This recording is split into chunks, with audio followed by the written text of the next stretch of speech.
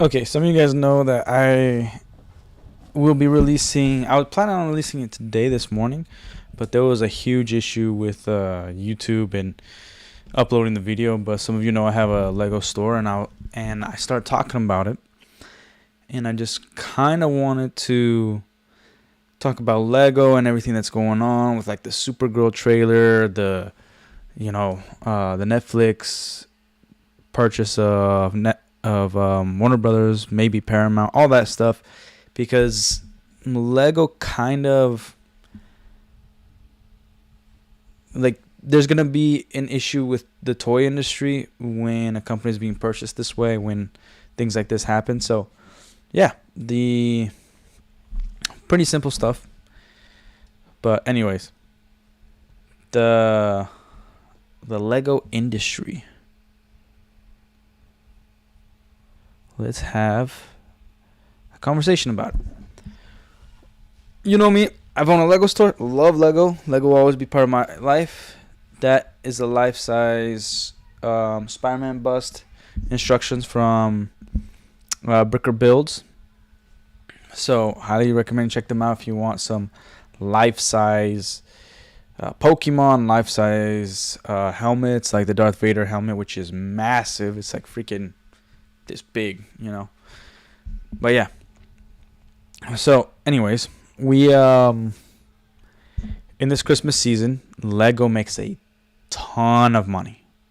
And I was listening to a few YouTubers who were talking about how being a Lego YouTuber doesn't make you a lot of money, even if you have like hundreds of thousands of subscribers, even 1 million subscribers.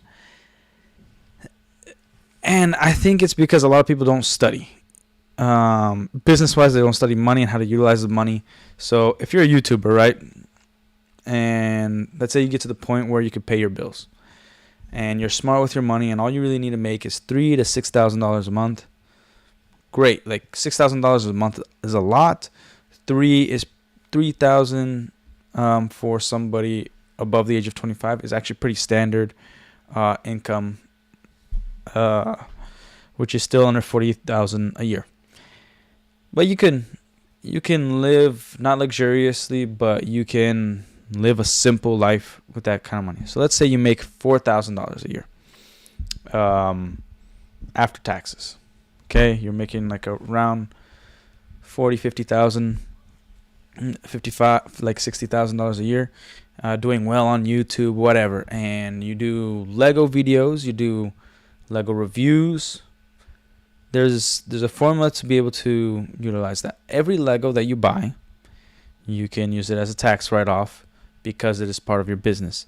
You're traveling. You have to actually hire tax lawyers to be safe, right? But it's also how you're investing that money. So I'll give you one example. Brick Vault. Oh no, not Brick Vault. Beyond the Brick. That YouTube channel. They're the biggest Lego YouTube channel, over 1 million subscribers. Don't even know how many viewers they have, but regardless of what you think, that if they're boring, if they're very basic, whatever, I want you to think about just a playlist of videos. So they have I don't know if they still have this contract, but they do have a contract with Bricks and Minifigs. To be one of the official, like, Bricks and Minifigs sponsor some of their videos. So some of their videos are going to be relatively low cost. They're going to travel, which is going to be a tax write-off. It's a business expense. And then in order for you as a store owner to have them over and review your store, you're paying $3,000 to $5,000. $3,000 per video. And let's say right now, if I take a look at the playlist of Brick Vault or Brick Beyond the Brick, let's see, Beyond the Brick.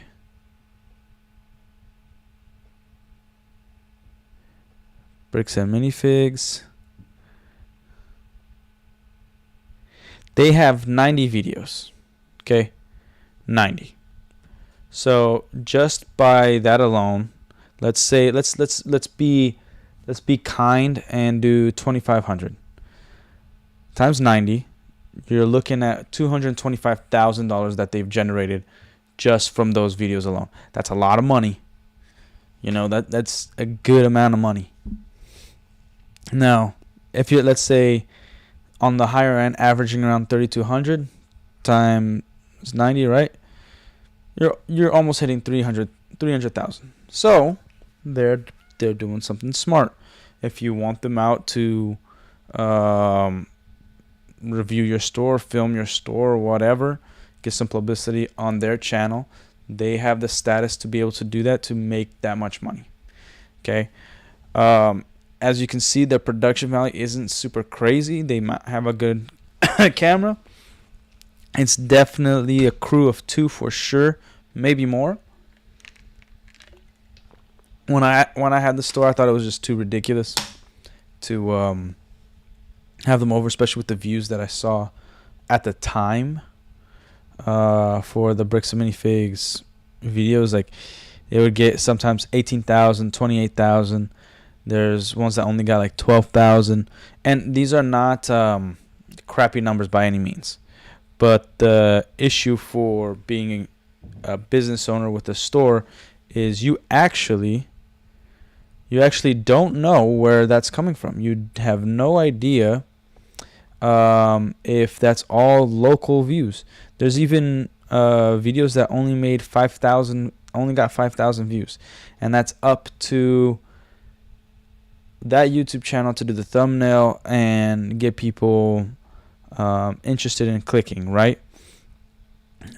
I think that was their worst Bricks and Minifigs store tour, was a one that only hit 5,000. Actually, no, I see one. There's 4,000 views. So imagine paying roughly around $4,000 to get 5,000 views, and maybe only 50 of those views are actually local people that will get a chance to go to your store. It's almost like you're paying them to promote their own channel using your product or your location, your expense. Really, really sucks, right? Great for them. Great for YouTubers. There's a way to make money. You have to go, if you're doing YouTube for whatever reason, and let's stick with Lego. You review products, you talk about something you like. You need to find a way that's aside from YouTube to take the money from YouTube and invest in something else to provide another source of income, a passive income or an investment that's going to bring you up. So then you take that money. It's like you got to consider something seed money. If you are an entrepreneurial mind and you're working currently at McDonald's, that money is eventually going to take you, you're going to be able to use as seed money to start your own startup, move higher, or you're going to invest in your own life and the quality of living that you currently have, right? Which doesn't have much of a return if you're just using money from your job to your life. If you use your money, if you think about it this way, right? You got Lego, you got YouTube, so therefore you need to buy Lego, post a video, and then that video hopefully generates views so that you can make some money to repeat the process.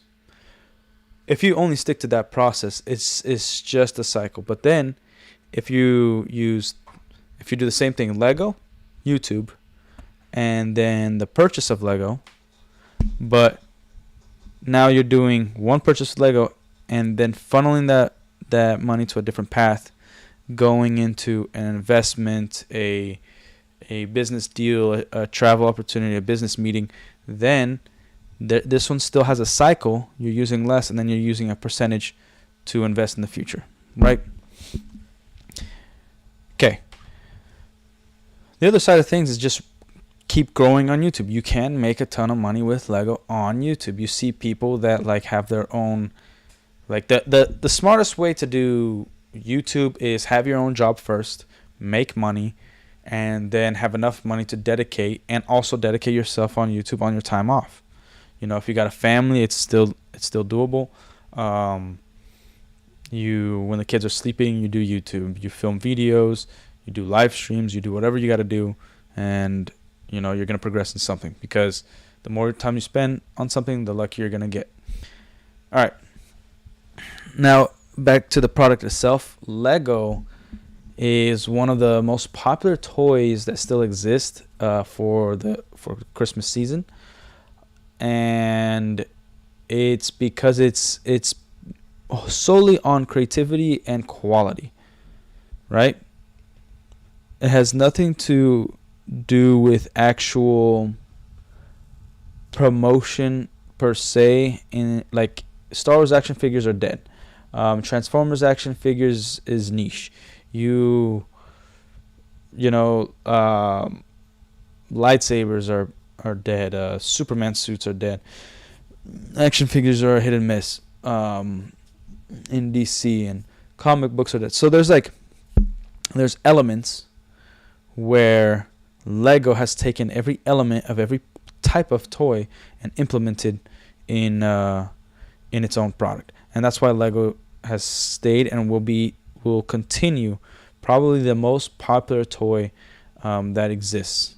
Okay, that you can actually play with your hands. It isn't an interactive toy like a bike or something that's outside the unique realm of what you can do with your hands. So they essentially have a monopoly within their own industry, because Megaplex has low quality, but what made them competitive is owning or having the license to different IPs. Now they're getting into the season where they're losing licenses or they're having competing licenses. So they lost the license to Pokemon, Lego picked it up. They lost the license to Pirates of the Caribbean, where Lego had it before, Megaplex had it, and now it's back to Lego. So Megaplex is going to take a hit in the next few years. Their only way to grow is to do anything related to Game of Thrones and Halo. But then again, you have how Halo's currently going, and that's going to be trash. Now, one thing that people within the Lego community are much more interested in is actually unique builds. You see YouTubers that just buy the product, review the product, and they do great. It's awesome. They have a whole Lego city, but it is usually only their only the build itself, and they've kind of lost creativity. And then they build a city using the modular buildings, the sets themselves, and the only creative things are like a mountain range or whatnot. Like it's not really going further. But then you get like these guys with massive creations, and even videos that are like that's taking one particular set and changing its colors around to also like having a mock of like something that's going to advance from this to that. It also does really, really well, and people really like it. Like, I prefer to watch Lego content about mocks and people's own creations and styles and scenarios.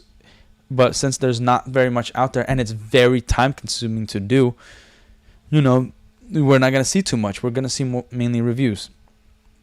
Now, when it comes to price, it's going to keep increasing. So my recommendation, being a Lego store owner, ex-Lego store owner, and being with Lego my entire life, is if you really want a ship, if you really want a specific build of sets, it's better buying it secondhand. Or you get all the pieces yourself, build it yourself, and then buy stickers in Bricklink or some other way. There are machines that you can purchase that you can make your own stickers. You could send it in. They're there are some YouTubers, I can't remember which ones, that they're not even really YouTubers. They just post videos, but they have their own company that they used to work for Lego. There's this one guy, an older gentleman, who has an original Lego printing machine, so he can actually print, and it's exactly the same material, and so you would think it's an official Lego design on the minifigure, on the Lego brick. And I've always wanted to kind of do that, like kind of change all my stickers into a printed piece, send in those pieces to a company and print them. So then, you got to be more creative if you want to make money on YouTube with Lego. If you want to make money, if you want to be a Lego YouTuber and you want to make money, and then you don't just want to make money, you want to become rich, the formula is using what your current product, being consistent with it, gain a following, understanding the algorithm, editing, and then once you start generating money, you separate it. You don't just keep repeating the cycle. Buy product, film product, upload, buy product, film product, upload. That's a bad cycle. When you upload, then there's money, right? So then you have to take two routes. One going into an original idea and one going back into the YouTube business. Okay? That's how you got to work it. You also have to realize that you shouldn't just dedicate 100% to the business. When people say dedicate yourself 100% to the business, that's when you have the opportunity to be there. So, like for instance, you have a job and then you come home. Now you have time. You have 6 hours before bed. You have to dedicate those 6 hours solely on developing your ideas, developing YouTube and your skills. Then you can take that later on and diminish the time at a job when the money starts coming in. So until money, you've made money, it's not a business, it's a hobby. I don't care if you've opened an LLC. I don't care if you have an accountant and a bookkeeper. If money didn't come in as a source of income from that specific property, but you've invested money, it's just money invested into a hobby. If I buy a Lego set and I make a video about it and I get 0 views, no money from it, no ad revenue, nothing, then that was a hobby video. That was a risk after, and then becomes a risk after I started making money, and then have one video that made 0 money. Then it's a risk that I failed in, maybe buying that specific product, whatever it is, right? I'm getting kind of ahead of myself here, but okay. One avenue is you can open a store, which is a whole nother challenge. Another avenue is you could do Whatnot, where you auction off your Lego minifigures, your Lego bricks, whatever, your Lego sets. You do giveaways, you do a raffle, and then people buy a ticket for that raffle. You can generate money, which you have to also understand sales. So if you want to make it on YouTube, you have to actually get a job. If you want to utilize Lego, because I think Lego is not just that it's niche, it's that you get an audience from everywhere. You get adult fans, you get kids coming to your channel, you get parents, mothers specifically, you get celebrities, you get all kinds of people, because Lego they've already done all the homework and all the work for you. So their product, they have the biggest study in the difference of men and women and boys and girls. They have infiltrated in Saturn. Have I been to Lego World? Do you mean like Legoland, like in Orlando, or over in Denmark? Like, what do you mean by Lego World? Like, I had my own store. No, I've never been to that. Like, I've traveled to that side of the world. I went to Korea, right? But no, I haven't been anywhere in Denmark or any of those places. But the in terms of the Lego industry, the only way to really make money is a waiting game. And if you start today, you're gonna make money 3 or 4 years from now, right? So if you invest in buying a storage unit, buying all these retired sets, you also have to be saying Korea is the same side. No, not that it's the same side of the world. I mean, I'm here in the U.S. I mean, on the other side of the planet is what I meant. Not that it's like I'm not freaking retarded. um, I've been over. The only part I've been in the world overseas is Korea, is what I mean. And on this side, I'm from Brazil, so I've been to Brazil, I've been to the U.S., and the only time I ever traveled overseas was to Korea. But if you want to make money off retired sets, you have to take those sets and be objective with the movies. That's why, like, the Netflix and Warner Brothers situation that's going on right now is going to affect the Lego industry, the toy industry, all of it, because they're not going to release some things. And the way Lego works is it's almost a risk for Lego. They get some pieces of a movie beforehand, and then they're going to build sets around things that they found interesting. And then when the trailers release, the movie's close to release, they're going to release that Lego set. That's how they've always worked. That's why there's certain sets, like, I hate Disney Star Wars, but if you look at some of the, like the Kylo Ren shuttle, the first one, the wings didn't even come to the side because all they did was get a picture, and it was gray. But then the movie came out and it was black, and the wings actually pivoted down, right? And then later on they had to make a second set to make it more accurate, right? Okay, bet Lego set modern day. My brother's kids want the games they play, like Fortnite or Skyrim. See, Star Wars is older generation. You say that, and I agree. Like, but I have kids. It depends on a matter of perspective. Like, I don't let my kids play. What's up, Derp? I don't let them play video games. You know, he's 5 years old, and I'll let him be creative. We try to keep him away from TV. But then, like, I had my Lego store, and man, like, you get a ton of kids in there and teenagers, because video games, they kind of, you do get sick of it after a while, as in, like, you feel, just ask here, Derp. You kind of feel like your mind is numbing for a while. Like, you know, when you've actually played video games for a really long time and you just feel like a piece of crap, usually later on in life, 18 or as an adult, you're like, man, what am I doing? Not that it's a bad thing, but it's just you spent too much time on it. Lego is one of those things that, like, really takes your mind away from everything. It kind of shuts down the outside world. You know, you're not in front of a screen, you're building something. So I would say still very much alive. Modern day is just a little different. For the Game Awards, man, like, I'm talking about Lego here. What are you talking about, Game Awards? You crazy? But go ahead and ask it. I'll answer to the best of my ability, because we're talking about multiple stuff where Lego is actually involved. But single player games you can save and go back to. Okay.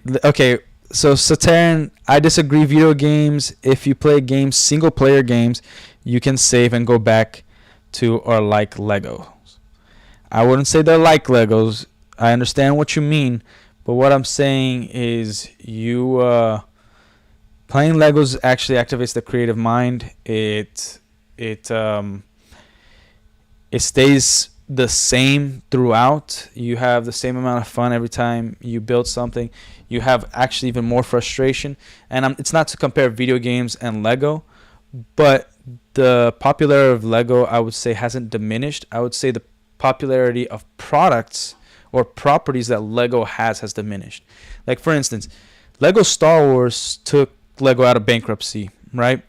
In the late 90s or late 90s, in the end of the 1990s.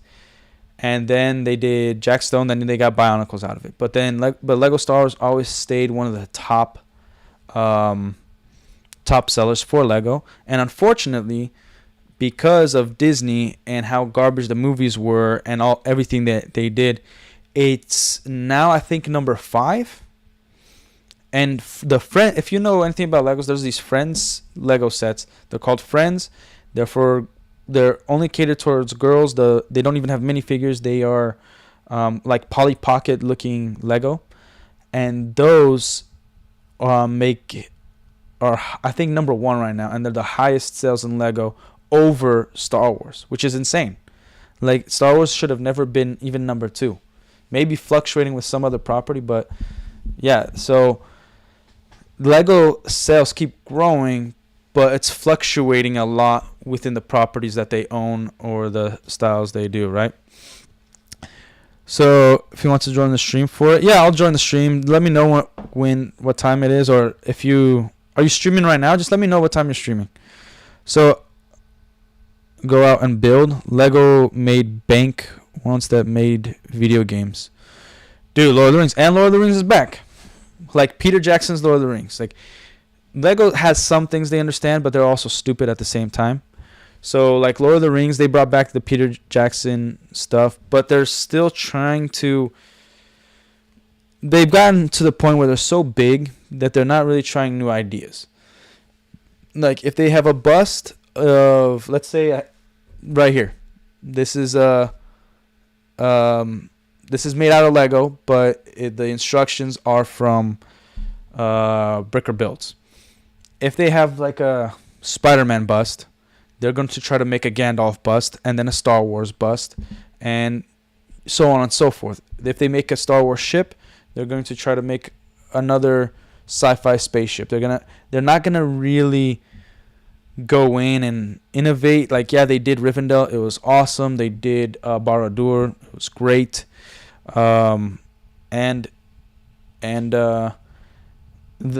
they have to also conform to something. So like Lego Mario, if you guys don't know, Nintendo and Lego hate each other. Mainly Nintendo hates Lego. I knew this when I had my Lego store. And the reason why you don't get Mario and Luigi minifigures or Nintendo, mainly the Mario World minifigures, is because their number 1 video game seller will always be Mario Kart and have Mario in it, like Smash Bros, right? So Lego owns the rights, the copyrights to the minifigures, right? Every time Lego has ever launched a video game, the issue with that launch, Nintendo, it takes away from the Nintendo sales, because Nintendo's whole focus is on kids and some things that are slightly mature but still for younger audience, right? So when Lego launches something, because that video game will also get the kids wanting to have the physical Lego set or build something physically, then it's a whole different ball game, because now they're like, the video game is an advertisement for their actual product, and their product is also an advertisement for their video game. So it's kind of like two Goliaths battling out, and both of them will win. Where many companies don't have that, where they have 2 different industries with the same product that help each other. So Lego, and here's the stupid side of Lego. They see the popularity of the Minecraft video game, but they won't make just Minecraft in Lego form. Literally take the same concept of Minecraft, and that was their whole reason for the Friends line, was because they wanted money from girls. They wanted to know why girls weren't buying Lego as much as boys, why they didn't, and then they did all these studies, and they finally came to the conclusion that they can still make girls a fan of Lego by kind of copying the Bratz dolls, Barbie, and especially Polly Pocket, while still maintaining Lego's form, because they made the mistake in the past with Jack Stone, the bigger figures, but now they made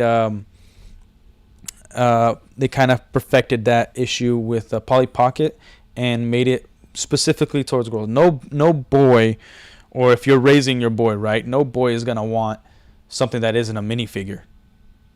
Like, for instance, I wanted the Beauty and the Beast modular building, the castle, because it's just a great set. It has great colors, and also I like to make mocks, and I have a daughter too. I have 2 sons and a daughter.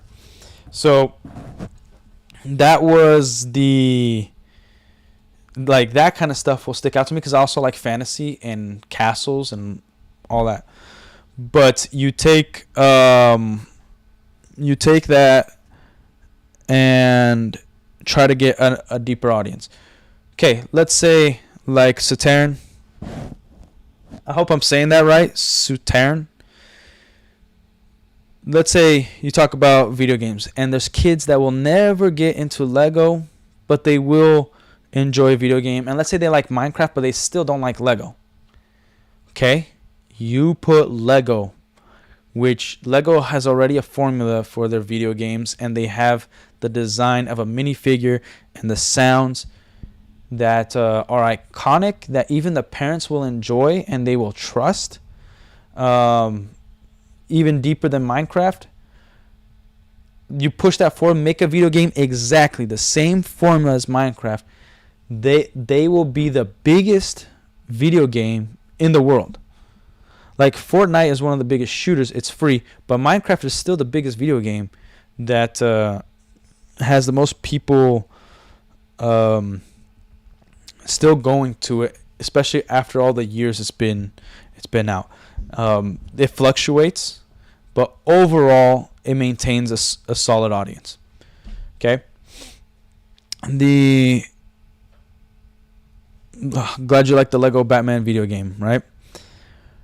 And again, every time they release a video game, obviously Nintendo hates it, but when they release a video game, we also get an increase in sales in the product itself.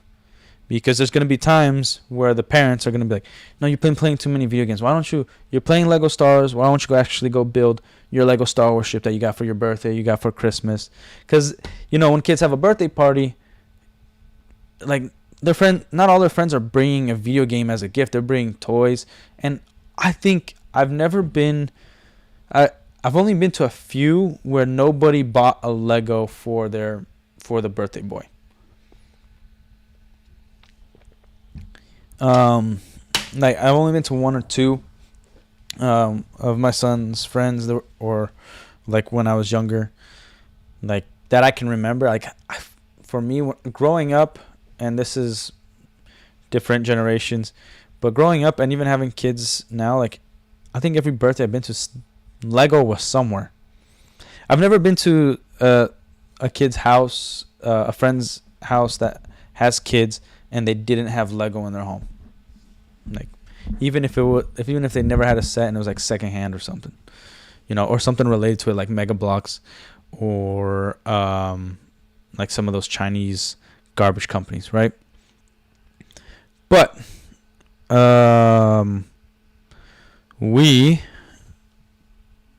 me 1 second, gentlemen.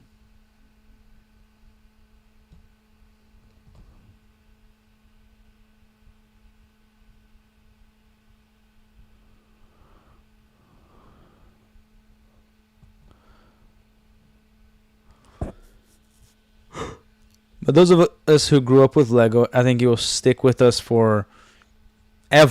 Like okay, I'll give you a little bit of my experience. When I bought my Lego store, right?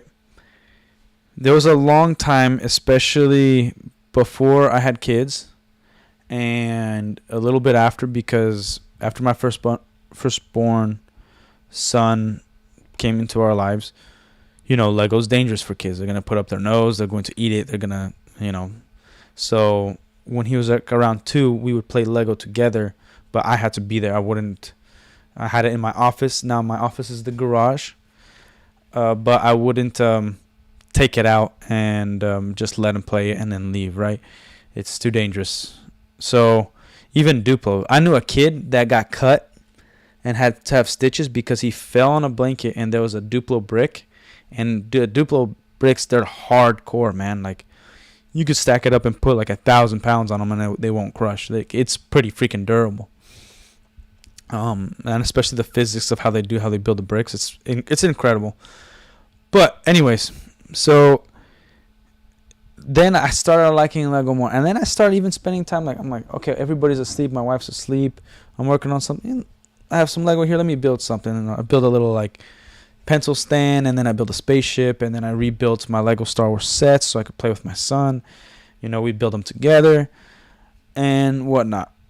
But you might have gaps, but there's always going to be a point in your life where you're going to go back to something you love, and that's why nostalgia is so powerful. That's why we're still excited for the next Superman movie, even though this one is trash. So like 20 years from now, if they make another Superman movie with another actor, we're going to be excited again. And even more so if they do it right. So nostalgia will always sell, and Lego has solidified themselves in history as something that will always exist and always be around, regardless of how popular the toys themselves are, right? But yeah. So to put it simply, the price of Lego sets, they're difficult to. There's always gonna be complaints about it, because it's not just about the company being greedy, but the company itself. They're trying to counteract different economies and different parts of inflation throughout the world. So like you got like Denmark, you got the US, you got Australia, you got Brazil. So, and they want to maintain a certain percentage all around. So if one country goes up in price, they're going to has inflation, the economy is not doing well, they're going to increase the prices. But then that means they also have to increase marketing. So then they have to have an even higher percentage, not just a percentage of inflation. So if inflation went 10%, they have to do 15% markups, because then they have to counteract the marketing to still make sure the same amount of people buy the product. Like, that's how business works, unfortunately, when you're working with when you want to keep the same cost in a worse economy, or the same profit in the worse economy. And maintain the same quality in product. And when I mean quality, I mean the bricks, the plastic itself, high quality. The builds, the creations are not as high quality. We have more pieces now than ever, more different styles than ever, and Lego will churn out the same things with less pieces and a higher price. I think Star Wars has been dissected the most on that, where you'll see a turbo tank and it's smaller. It has maybe some worse features, less playability, and its price is much higher. And sometimes they do really well. Like they'll bring back printed pieces and have a higher price, but it's worth the quality build, and it's durable, and it's not gonna break on you. But like for instance, like the UCS X-Wing, it's like the third UCS set, and it's the worst one. In terms of the look, it's probably the best one. In terms of actually how it's built and its structure, sucks. The wings are really flimsy and they come off all the time.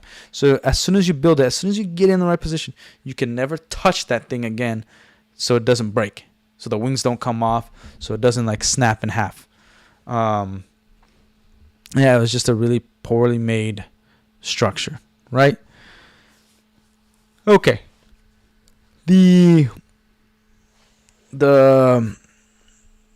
Since Derp, you brought up on the kick side, the Lego Batman video game. It's a great game, and obviously it does well when there's a Batman movie out. It does well when DC is releasing movies, and then it doesn't do so well when the sales of Superman, of superheroes, are down. But you got to also think, who determines the market? It's not just women that determine the market. It's mothers specifically. They determine all of it. You take here's something that I know that a lot of, it's kind of baffles some of your guys' brain, but it's common sense to the people who understand business. I hope I put that right. I didn't put it very eloquently, but I think the Lego store that makes the most money in sales a year, selling Lego, is $50 million. $50 million a year. That is a lot of money. That is awesome. The average Target sells more Lego and makes more money than that $50 million store. And the reason why is because it's simple. There's a psychology into how the stores are laid out. There's a psychology to how do I put it? Like why they put food in a certain section, clothes in a certain section, and which foods go where, how to hit the psychological points of nostalgia, the psychological points of buying things that you don't need, the flow of things. So we could get into that, but if you're buying a bunch of stuff and you got everything you need, but you have to cross the Lego section, you're like, oh yeah, my kid, I see a Star Wars thing, my kid wanted that, or like there's a birthday coming up. And also mothers keep the schedule. They understand, they know everybody's birthday, uncles, your kid's best friend's birthday, what parties are coming up, travel, vacation, who has kids, who likes what. So they know when to buy gifts and when and who to buy them for. And if you have kids, then you're gonna know like 100 kids, because they're gonna have friends, they're gonna have schoolmates, they're gonna have, church activities, jujitsu, extracurriculars, like football, whatever it is they're in. They're gonna make friends that eventually they'll have a birthday, and eventually you're gonna buy a gift for them. So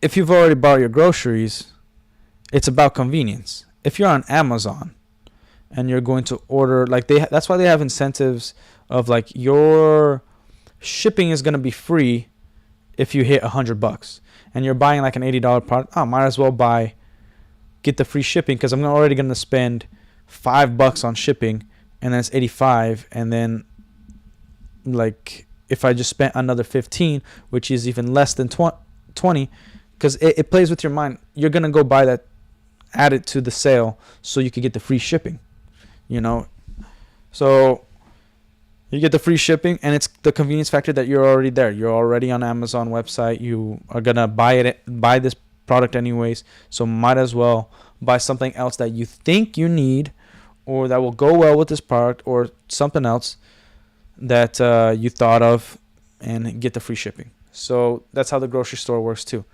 You already buy your milk, your bread, or whatever. I'm already here. Here's the toy section.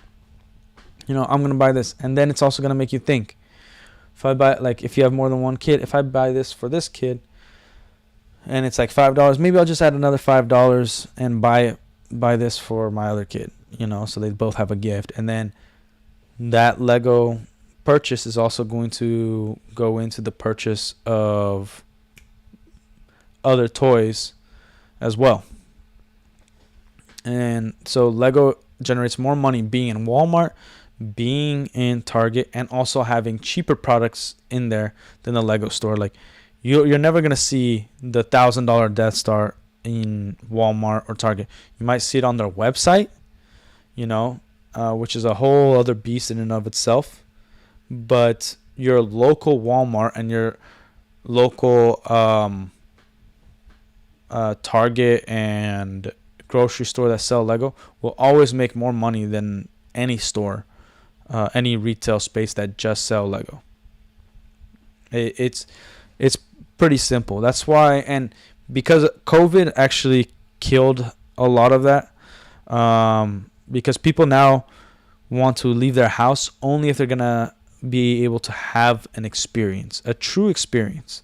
So, and before, people just go to the mall to go to the mall. right? Now, because they were inside for such a long time, people are going to go to the mall specifically if they know there's something great about that mall. They're going to stay at a store because the longer you're in a store, the more likely you are to purchase something. So if you go to like a Lego store, it can't just be Lego. There needs to be some sort of element of an experience there. So you'll see like some stores partnering up with a ice cream factory, with a brewery. You see Orlando Brickco partnered up with a brewery right next door, so you could go have a pint and also buy some Lego and hang out at the same place. If like one smart thing is certain companies will have I haven't seen it with the Lego store, but they'll have a space big enough within their warehouse or their own store that they'll dedicate a corner to a whole separate store. You see it a lot with Warhammer. It's practically 25% of a store is going to be a Warhammer store if they have Warhammer in there. That's called a dedicated spot. But you'll see some smaller town places, they will have, like let's say a toy store that isn't part of their store. Like they have a convenience store and then a toy store in the back with a separate register for the toys. That's a whole other business and store, right? And that is part of one other experience, or having convenience, where the marketing is, you're going to spend less on marketing to get people in the door. It's also why malls charge such high prices for your rent, because they're already going to bring at least 1,000 people without even trying a year to your store, just by existing as a mall. So that's why a lot of people want to start off a retail business within the mall. But let's get back to specifically Lego. Some of you watched the Supergirl trailer. If you're honest, it was trash. Some of you understand the whole Netflix, Warner Brothers, Paramount situation. That will affect Lego sales. That will affect Lego product. One of like look at Lego Marvel and Lego DC. The two top sellers of both of those is Spider-Man and Batman, which both have their separate category. It will be DC superheroes and then Batman as another category. It will be Marvel superheroes and then Spider-Man as a separate category, because they the sales of Spider-Man trump all of Marvel together. The sales of Batman trump all of DC together. And in DC you can make a bigger argument of like Superman should sell more than Batman. Green Lantern should always be in second place. Whatever your argument there's a lot of arguments to complete, but Marvel, their cash cow has always been Spider-Man and X-Men. But X-Men hasn't been popular in the masses for a long time. Okay. So, you got Lego. And they're going to take a small hit because they're going to only be able to make certain product that is related to but not new. So if you see they just redid the Sam Raimi Spider-Man 2 train with Dr. Octopus. They built that set. Why? Is because Marvel has been effing around, and they've had flop after flop where they're even keeping it such close-knit to the plot, to how the story is going to be, that they're not even giving Lego all the information for Lego to make the new sets. If you think about the Baby Yoda situation in The Mandalorian, Disney was so dumb that they didn't have the toys prepped, a toy line prepped, to launch moments after the release of the first episode of The Mandalorian for Grogu, where people made a ton of money making a third-party Baby Yoda and selling it online on your Etsy stores, their own Amazon stores. People made a lot of money because they wanted to get a gift or collect or have a stuffed animal like a toy Grogu. So, but Lego has the ability to capitalize on nostalgia because it isn't something that's brand new. Spider-Man isn't brand new. So even though they're not making sets of the current movie that's going to release in 2026, they could still make Spider-Man sets and people are going to gobble up because mothers just think Spider-Man is Spider-Man. Fans know this is Tom Holland Spider-Man, this is video game Spider-Man, this is comic Spider-Man, this is Tobey Maguire Spider-Man, right? So only teenagers and older Lego fans are going to be a stickler to that. But those who are going to determine the market is mothers, right? That's also why you don't see change in Lego. Because the fans call out the like Star Wars helmet hole issue, you know? And yeah, like now kids, unfortunately, and I think it is an unfortunate situation where kids that are in elementary school know how to access YouTube, know so much about it. I don't think for a kid to have a solid childhood should be in YouTube. But that's the world we live in. People are lazy and they are they allow the iPad to teach their kids. So therefore, and they don't want their kids to draw and be distracted and teach them how to behave in public. So they'll do whatever it takes to make them shut up and be quiet by just rotting their brain with iPad video games and TV shows and whatnot and YouTube. But sticking to the reality, now young kids are going to watch videos like M&R Productions on YouTube and have the same opinion of the helmet holes, which is not a bad thing, not an issue. As a kid, you might not even notice it you won't notice it at all until it's pointed out. So then if Lego does make a product that fixes the helmet hole situation, that kid is going to beg his mom to buy those stormtroopers, those clone troopers. And sometimes the moms screw up big. Like, they don't understand. Here's where I think parents screw up with their kids a lot.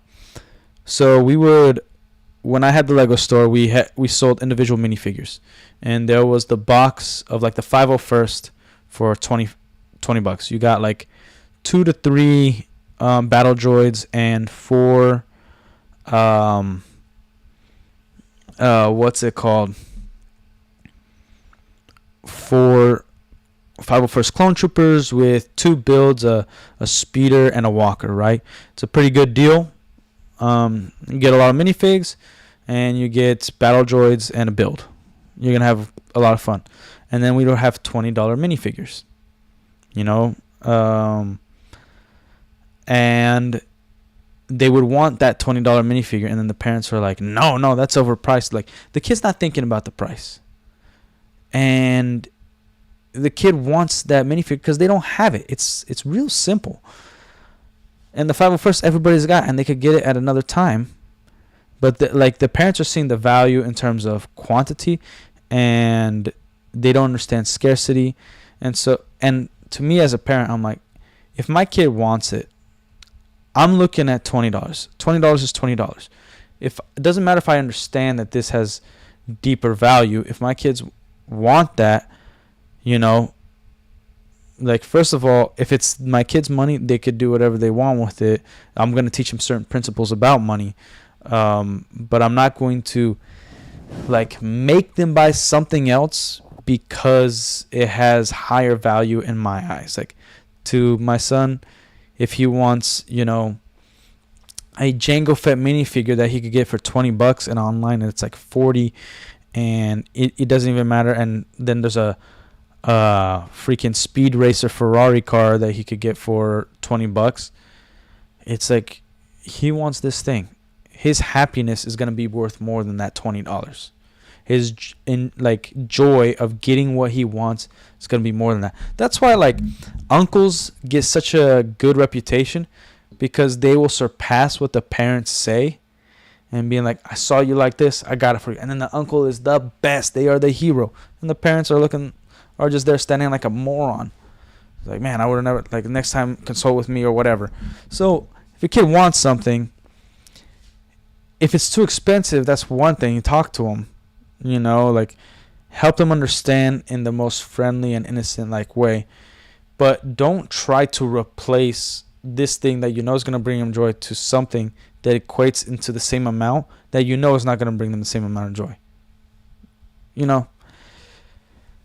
So that's where parents screw up. As adults and collectors, we like to point out, arm printing issues, the helmet hole issues, the lack of accuracy, and changing the quality in terms of design, where they used the wrong color or they got it right for so many years, then they effed it up, and there's a lot of that, right? Now I think there's going to be more of a leg to stand on, unfortunately, due to bad parenting and kids being on YouTube. And trust me, I don't care if it's like, oh, I only let them watch 5 minutes of YouTube a week. That's bad. It's not a matter of opinion. It's just that them accessing YouTube, like there's a certain age where they really need to be super creative and understand how to be creative. And there are things like video games do help understanding failure and succeeding and trying again, where school demonizes you for failing, and they don't teach you to be like, it's all right that you failed as long as you keep trying and doing your best. Like that's what matters in the world, But that's that's like a little bit of a caveat, right? And then it also depends on the video game. Like, for instance, my kids, when they start playing video games, I'm going to introduce them to older video games. The video games that exist now, they hold your hand throughout freaking everything. Like, for instance, I'm like, and there's examples of also like a game that doesn't hold your hand, but you shouldn't let your kids play. Like, right now I'm playing Fallout 4. There's no way before puberty I'm going to let my kids play Fallout. Any of the Fallouts. I don't care how friendly it was at some point. There's but there's some games that have certain levels of maturity, but due to the graphics and design, it doesn't affect the brain as much. Like James Bond 007 on Nintendo 64, where if you die, the blood runs down the screen. Creating that same video game with those same graphics today probably would have gotten an E rating. But yeah, but they're gonna start off games like freaking Turok, maybe. Actually, no, not Turok. I'm thinking of a different game. That they probably shouldn't play that game. But like Donkey Kong, Mario, Pokemon. Maybe get into games like Halo and Battlefront. Like, those games will be fine. But I want them to kind of like really be involved in games where they really have to try, and it's going to be difficult. Like Shadows of the Empire on Nintendo 64. Good Lord, that game was difficult for me as a kid. Competitive games within each other. Mario Kart. Like, when my firstborn plays video games, my other kids will play video games at the same time. So he's going to have to wait a little longer than the rest. This just is what it is. The older kid will always get a little bit of the short stick in certain areas. But, like, for instance, I'll give you an example. When I was a kid, my brother never got into Legos. Like, he played and he had some Mega Bloks here and there. But because video games, we got video games when we moved to the United States. My aunt bought us a gaming system. He would be playing a video game, and my mom always bought us games that 2 players can play. But then it got to the point where she did get us a 1-player game because my brother really, really wanted it. But I had to be in the room with him. Like, we couldn't, like, we're really close in age. So we really, if he's going to play a video game, I could bring my toys into the TV room or the basement or wherever we were and hang out with him, right? So it started off because we would play a game that was 2 players, but he wouldn't plug in my controller. So I just sat there like an idiot. I'm like, why isn't my guy moving? What am I looking at the wrong part of the screen? All that stuff. And he's like, no. I'm like, you're playing. So he could do his stuff. And then, I caught on, right? Because I'm not a freaking moron. But I would bring the Lego pieces that I had. Because also for me, we were not poor, but we were not well off, like my dad couldn't just buy us a Lego set whenever we wanted to. Lego has always been expensive. But people would give away their old Lego at his workplace, like their kids got older or something, and I'd got the leftovers, and I thought they were all great, and they were mixed with Mega Bloks and whatnot. But he'd be playing like Call of Duty, and I literally would start building the section out of the Lego pieces I had. And it was like, to me, I thought it was really cool. Like I was having fun. So it was like a way for me to bond with my brother while he played video games and I played Lego. And actually, I do have a story. Okay. So when I was a kid, if I got bored, and I still kind of do this to this day, it's really annoying. I'll just make a lot of noise, like yell or whatever, so I'm like, yeah, woo, like some bull crap like that, right? And I was, I think 9 or 10, and my parent, we were getting ready for church on Sunday, and I was the first one ready. And I go into the pantry, and there's cookies on the top shelf. My mom put it there so we can't find it. And we lived in a townhome, and the vacuum cleaner was in there. Remember those big old, those of you who are 30 and up, you remember those big old vacuums. It's not like the sleek ones you have now and that you could just plug it in the wall. No, you had the cord, this big monster thing that looked like a freaking bazooka from Halo that it was massive, vacuuming the stairs was a pain. So it was there on the ground, and I started climbing the shelves. Got the cookie. I fell off, and I hit my big toe perfectly on the button that bends it, and it crushed my big toe, or it cut off on the nail, like that on my big toe, right? Cut off on the nail. Blood everywhere, and I'm yelling. And my dad is telling me, stop yelling, because he thinks I'm just effing around. And and this is for a Lego Batman story. He freaking yells, Gabriel, shut up. And I'm yelling, ah! It hurts so bad. I'm obviously crying, but I'm yelling my butt off. He runs down the stairs, and you know those mad steps your parents make when you're downstairs? They're upstairs somebody's about to get whooped. That's what it sounded like. He's booking it down the stairs, dude. Gets down the stairs, and dude, he freaking opens up, and his face is freaking furious. He's angry, and then he sees my foot, and I'm just holding. I'm just and I'm just looking. I'm like, don't kill me, man. He sees my foot, and he's like, oh, and immediately the switch flips. We ended up not going to church because he took me to the urgent care or emergency room, whatever it was, and it was perfectly deep enough. Any tiny bit more, I would have to get stitches, but they were just did this kind of glue thing, cleaned it up. They had to cut off the nail and kind of kill the nail, I think. But I couldn't walk for a good couple days. I get home, and we had a rule in our home, we don't go shopping and buy groceries on Sunday. Sunday's the day for the family, and if we could minimize employee stress, then we will, by us not being a burden. One less person at the cash register buying stuff. And we get home, and I'm sitting there laying down on the couch in front of the TV, and I didn't know at the time, later on I did, that my dad cried because of the guilt.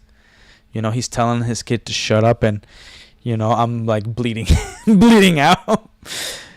But my mom comes and explains to me, like, look, we normally don't do this, but Dad wanted to get you something because he felt bad that he didn't go and help you right away. He comes home and he got me a Batman Lego set, the freaking sickest Batman Lego set I ever saw. It was the Batman boat with Killer Croc, and he had his own little like jet ski, and I still have it to this day. It is awesome. And yeah, like, I got that Lego set. It was like my first Lego Batman set ever. And I cherish it to this day. I have the minifigures. None of it are messed up. I gotta like film a short something to show you guys. But yeah, that's my story about my first Lego Batman set and how I got it. Dude, yeah, my dad felt terrible, and I was just there like an idiot kid, like, you got a Lego set. Woo! But yeah, that's my little story about getting the Lego Batman set through guilt and pain. But yeah, and my parents are the best, dude. Like, so for me, how I freaking have, like, how I always enjoyed Lego. The reason why I like MOCs more than Lego sets is not just because of creativity, but since I didn't have that many sets, like, I got some for my birthday. I got like an ATST. I got a TIE Fighter. Like, at the time they were like $25 sets, $20 sets, and they were solid sets. So I got these sets, but overall, like, I always wanted to build something. Like, whatever was in my head, I wanted to. I never really focused on being an artist and actually drawing things out, right? But I always was trying to be creative. I still drew, I still wrote. But my dad, he worked like a horse, man. Like, till this very day, he still works like a freaking horse. And he on Sundays was his day off, and like, I had my Lego out, right? All my Lego would be out, and he'd come in my room and we'd build something together. Not every Sunday, but usually on Sundays was a day for us to go and build Lego. And he built me either we couldn't afford the Naboo Starfighter, or that didn't exist at this point. It retired. Like, and at the time I did not understand the concept of retirement. I just thought, like, if they make that product, it's gonna be out forever. Like, I can't, like, kind of every kid thinks that way. So me and him, we got all the yellow pieces and gray pieces we could, because the Naboo Starfighter is my favorite Star Wars ship ever till this day, and we built it together. It's obviously bigger than minifig scale. I should do a review on it. It's freaking sick, bro. It's awesome. And I consider it the best just because of what it came from. Not objectively, it's not the most accurate, all that, but subjectively, I consider it the best because it's mine and something me and my dad built together. So the Naboo Starfighter that I still have to this day. And over the years, I would buy new pieces and replace them to fit the mold, but I didn't change the structure and the size. And I have to show you guys. It is incredible. Yeah, I still have to this day, like 20 years later, 25 years later, pretty much. And it's awesome. It is sick. So like, I think, and also whatever you build, like, here's the thing. The way to keep a toy company alive, they have to focus on the kid and parent relationship. If you understand the toys and toy companies, or the toy industry and business, and the psychology of changing a culture or keeping a culture, you have to understand that you need to change the generation. So, like, for instance, like coffee, if you're in a country where coffee isn't popular, you have to, and there's been multiple podcasts about talking about this specific situation, where if you need to create an addiction to coffee, but coffee is somewhat of a bitter thing. It's kind of like beer It's bitter. You need to change people's relationship early on, where coffee is going to be a nostalgic thing. Almost everything is going to be based off nostalgia. So, as a kid, if you make coffee flavored candies, but that are sweet and has that kind of scent, and you're repeating coffee throughout your entire life for at least 8 to 15 years, then eventually you're going to start drinking coffee. You know? That's why, like, sometimes when your wife or cousin or somebody makes you a certain type of food or walks with a certain smell of perfume, it triggers memories of the past and it makes you feel good because it's usually triggering something positive. Obviously, there's things of like trauma where if it triggers something negative, you want to avoid that person, that scent, that smell, that area, whatever it is, forever, because you don't want to be reminded or even feel that kind of negativity. So Lego, if they focus on the building aspect between a father and a son, or a daughter and a mother, or daughter and father and mother, Lego's gonna stay around forever, And then people who, especially like there's the phase of teenager where everything sucks and things are childish, and I gotta be mature to impress the chicks, whatever.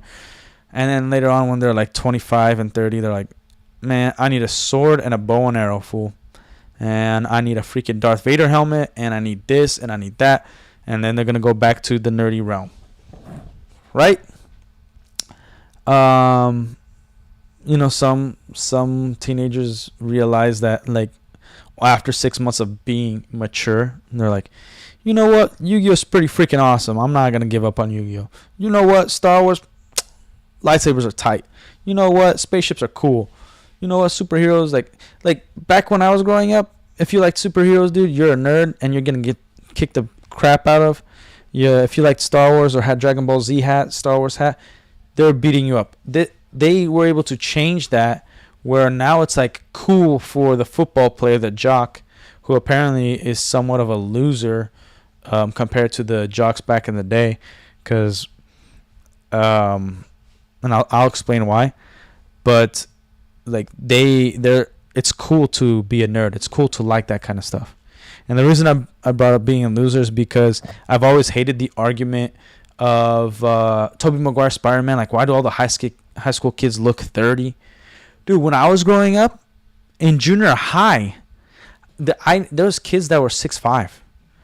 I grew up around Polynesians. My brother could have a full-blown beard, like terrace-like beard, by age 11. Like, there was a lot more testosterone and puberty growing up. Dude, this is gonna sound awful, but we were on the bus, and he's no longer alive. The bus driver, he was an older guy, and there was this girl who was hella fine, like had the whole package, right? Looked like she was around like 22 years old, and she was like a year younger than me. She was like 15, and she's getting off the bus, and the bus driver's like this, holding the steering wheel. He just looks at him, he's like, And then we were like, yo, Stanley, what are you doing, man? He's like, they didn't bill him like that back in my day. That's all he said. And like, dude, like in my own high school, there was multiple times where like a teacher went to jail because they hooked up with a student. Lesbian relationships to whatever. Like, there was some problems happening, right? And like freaking girls I knew who were dating college dudes, and they were freshmen in high school, 14-year-olds. Disgusting. Yeah, disgusting. But, in the eyes of the girls, they thought it was nothing big. Like, oh, I'm mature for a 20-year-old. It's like, dude, that's a freaking predator. What are you talking about? Like, that guy's going to jail forever.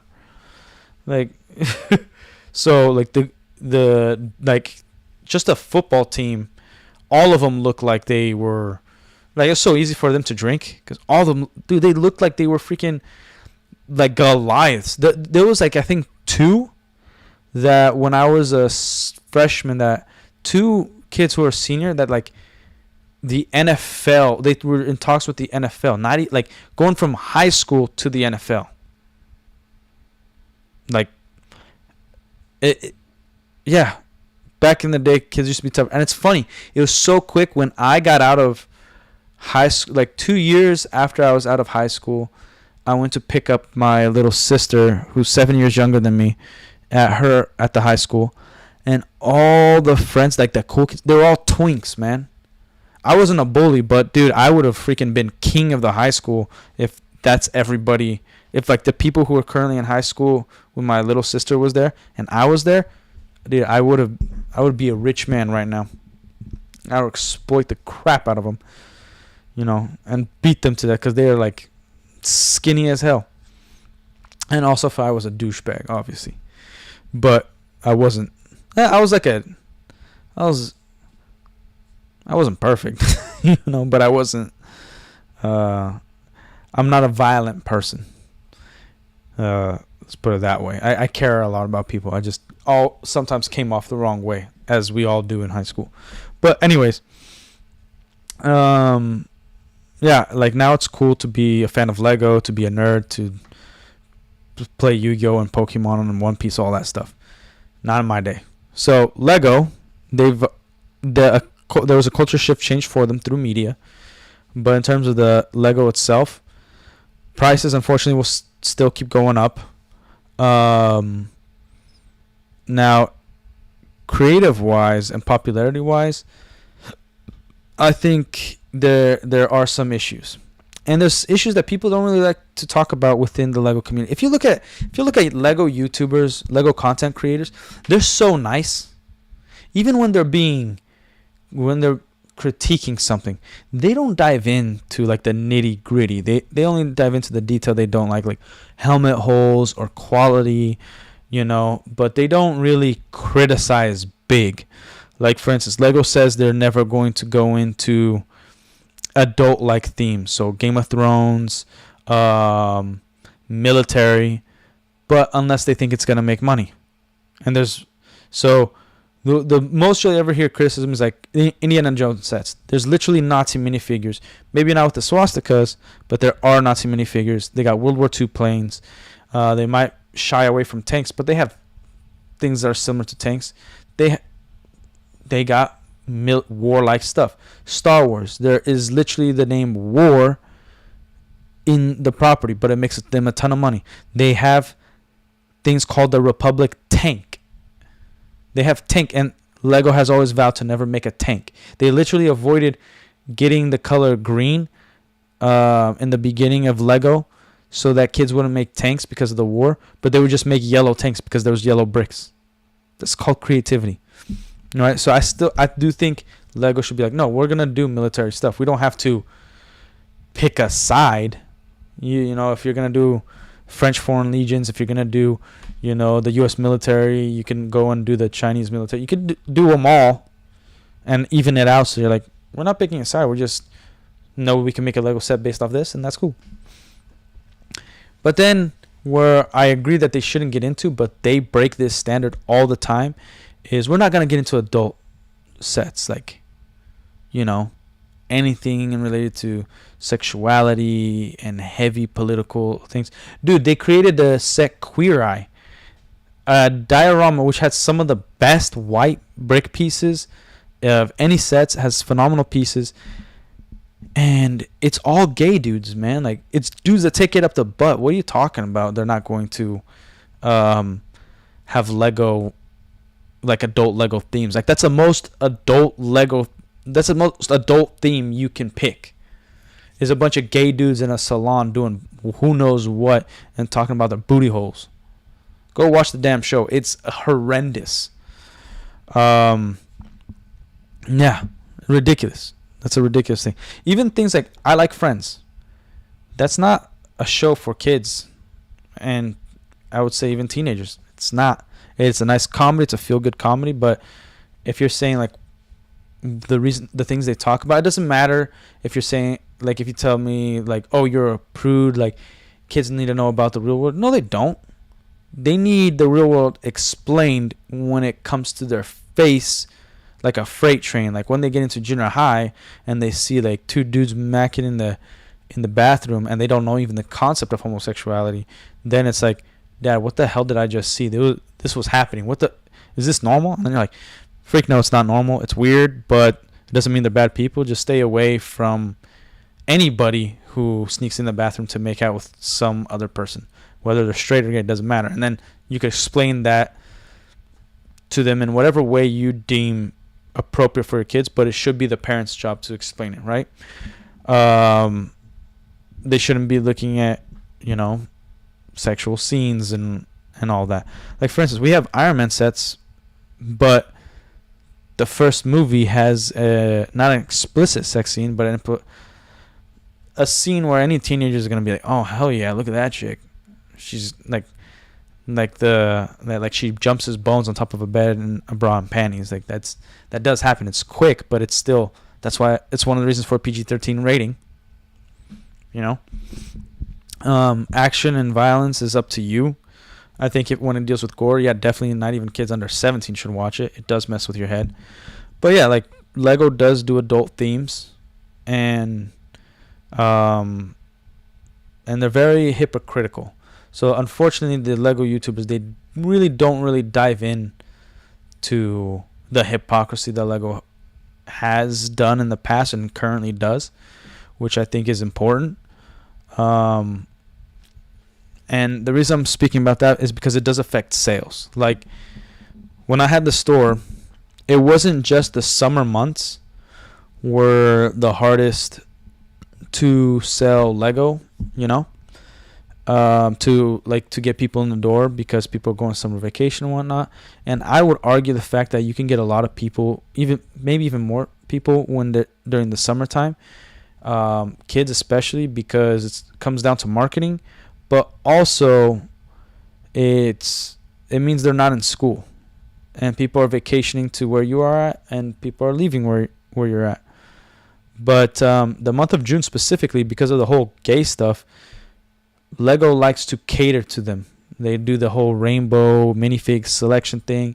They do the Queer Eye, and they make gay statements and LGBTQ support. All this BS that has nothing to do with toys. There's nothing to do with Lego, and Lego as a company should not be involved in any side. It doesn't matter. It shouldn't be involved in any side. Like if they're asked, like, do you support this community? Their statement should be, no, because we don't support any community. We support children and toys and those who like our product, because we care about the individual if they're good people, and we care about bringing enjoyment and entertainment through our toys. So it doesn't matter who you are, anybody could play with Lego, and it doesn't matter who you are, anybody could build. So anybody, we support you as an individual that plays with Lego.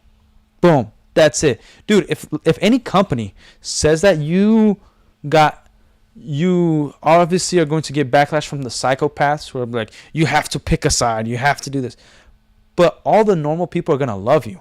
All the regular folks, wherever in the world, they're going to buy from your company because they know you care about enjoyment and entertainment and getting them a good product. You don't care whether we have the same politics. You don't care whether we care about the same issues or not, because you're a company, and too many business owners use company as their own individual platform to make a statement because they want to influence for one way or another, or they believe it's the righteous thing to do when it isn't. If you are the CEO of a company and you want to have a conversation with a specific individual, go ahead and have that, representing yourself, not representing the company. So, owning a retail business, depending on the product, you're going to suffer based off political climates. And Lego does have a drop in sales. Like when they release numbers publicly, ever since they started doing the flag of the alphabet people, ever since they do support to the freaking Decepticons, all that, they take a hit in sales every time. Every company it does that because the masses are normal. We just keep hearing how loud all the retards are. Like the retards are really loud, so then we give too much credit to this delusion that those people are the majority and that we should hear them out, and we really shouldn't. F them. Who gives a damn who these people are? Like, if you're a good person and a good individual, I don't care where you're at. I want to talk to you and get to know you. Sometimes even a bad individual, I want to understand why they are the way they are. But there's a limit, you know. So, yeah, like that is actually, you have to. It's one way to get understand how to get Legos for cheaper. Like, unfortunately, if you're older and watching this, you gotta have to follow the politics trend of Lego. As soon as they make some garbage statement about who they support or whatever, you could guarantee that their sales are gonna drop, and they might put some things on sale. So, like, for instance, if you need, and then you have to be objective on media. So, like Black Panther 2, it was a garbage movie. The first one was a garbage movie, but the first one had great marketing and they profited really well off the whole freaking movement, and some of the best marketing I've ever seen.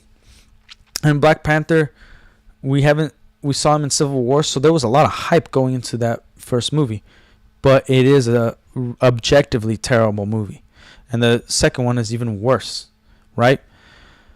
So when something is launched and then they release a product much later, like they released the Black Panther bust after Endgame, right? Yeah, after Endgame.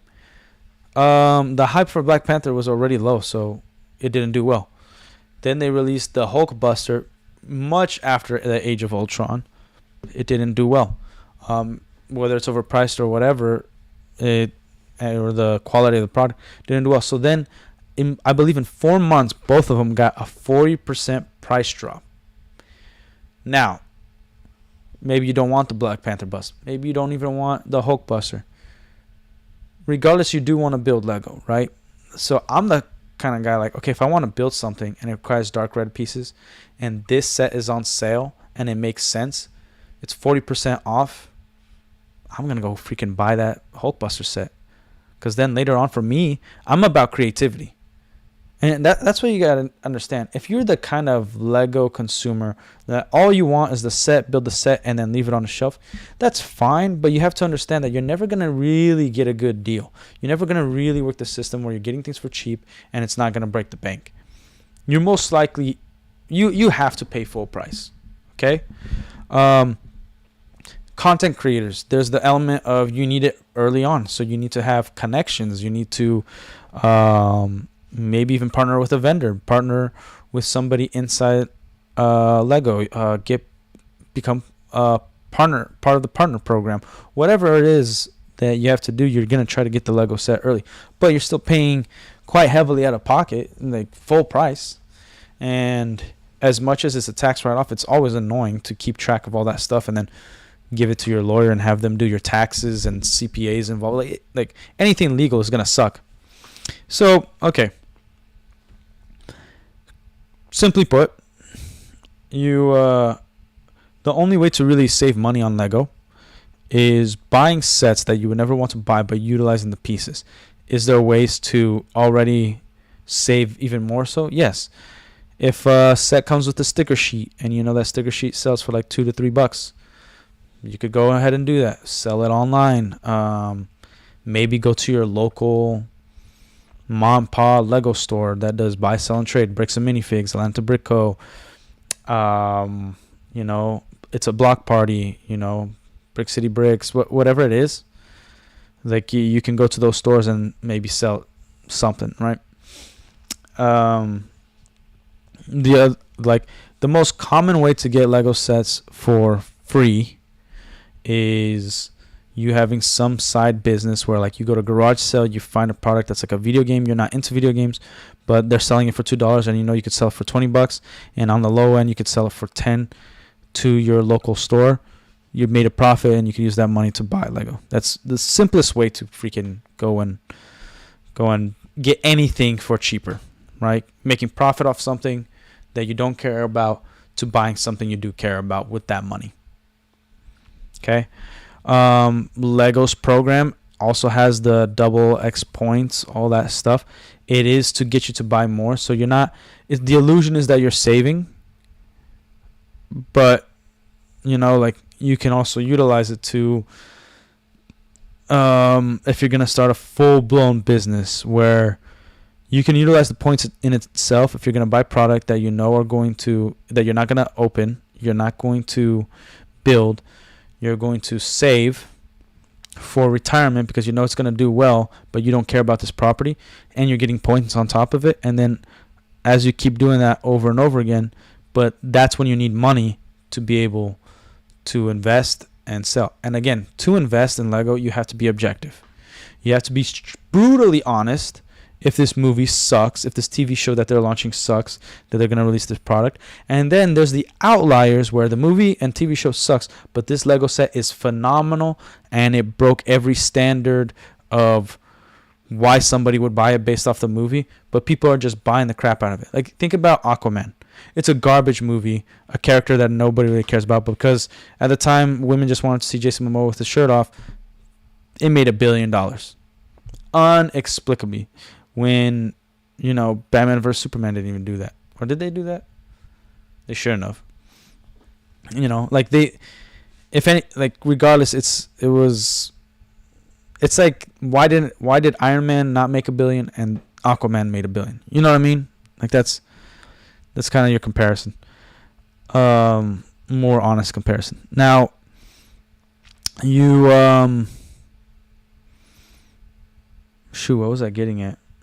There, yeah. So there's outliers, but you can't rely on the outliers where you can't predict. You have to try to predict every single thing, and again, everything will be a risk. There's going to be less risk because it's going to be more calculated, but then again, you still got to spend the money. You have to have a place to hold it, to not damage it, and then the other risk is, like, let's say you keep it at your home, and then there's a leak, and it gets all over the boxes. Yeah, the pieces are not damaged, but the box instructions are going to be damaged. So now you have to open it, or you have to sell the bags for a cheaper price, or individually, or make a Bricklink store. Like, there's ways to do it. Some ways are going to be extremely time consuming. Some ways are going to be more effective. Yeah. I didn't mean to make this video about Lego and the business, Lego business, but talking about price, I think, is important, right? Like, we all know piece count, 10% of that should be its price, but, you know, depending on the minifigure, sometimes it's worth it to be more. Depending on if they've never made this set before, it's worth it. But yeah, being objective on what's actually popular, not what you like, that's a very hard thing to do. Like, I love Star Wars, but I do know when something is not going to sell well and when something is, based off what era, why they built it, when they built it. And it's something that I was decently good at, pretty good at actually, and had employees that were really good at that at the Lego store. And it's not about being cynical, it's just about being honest. So, the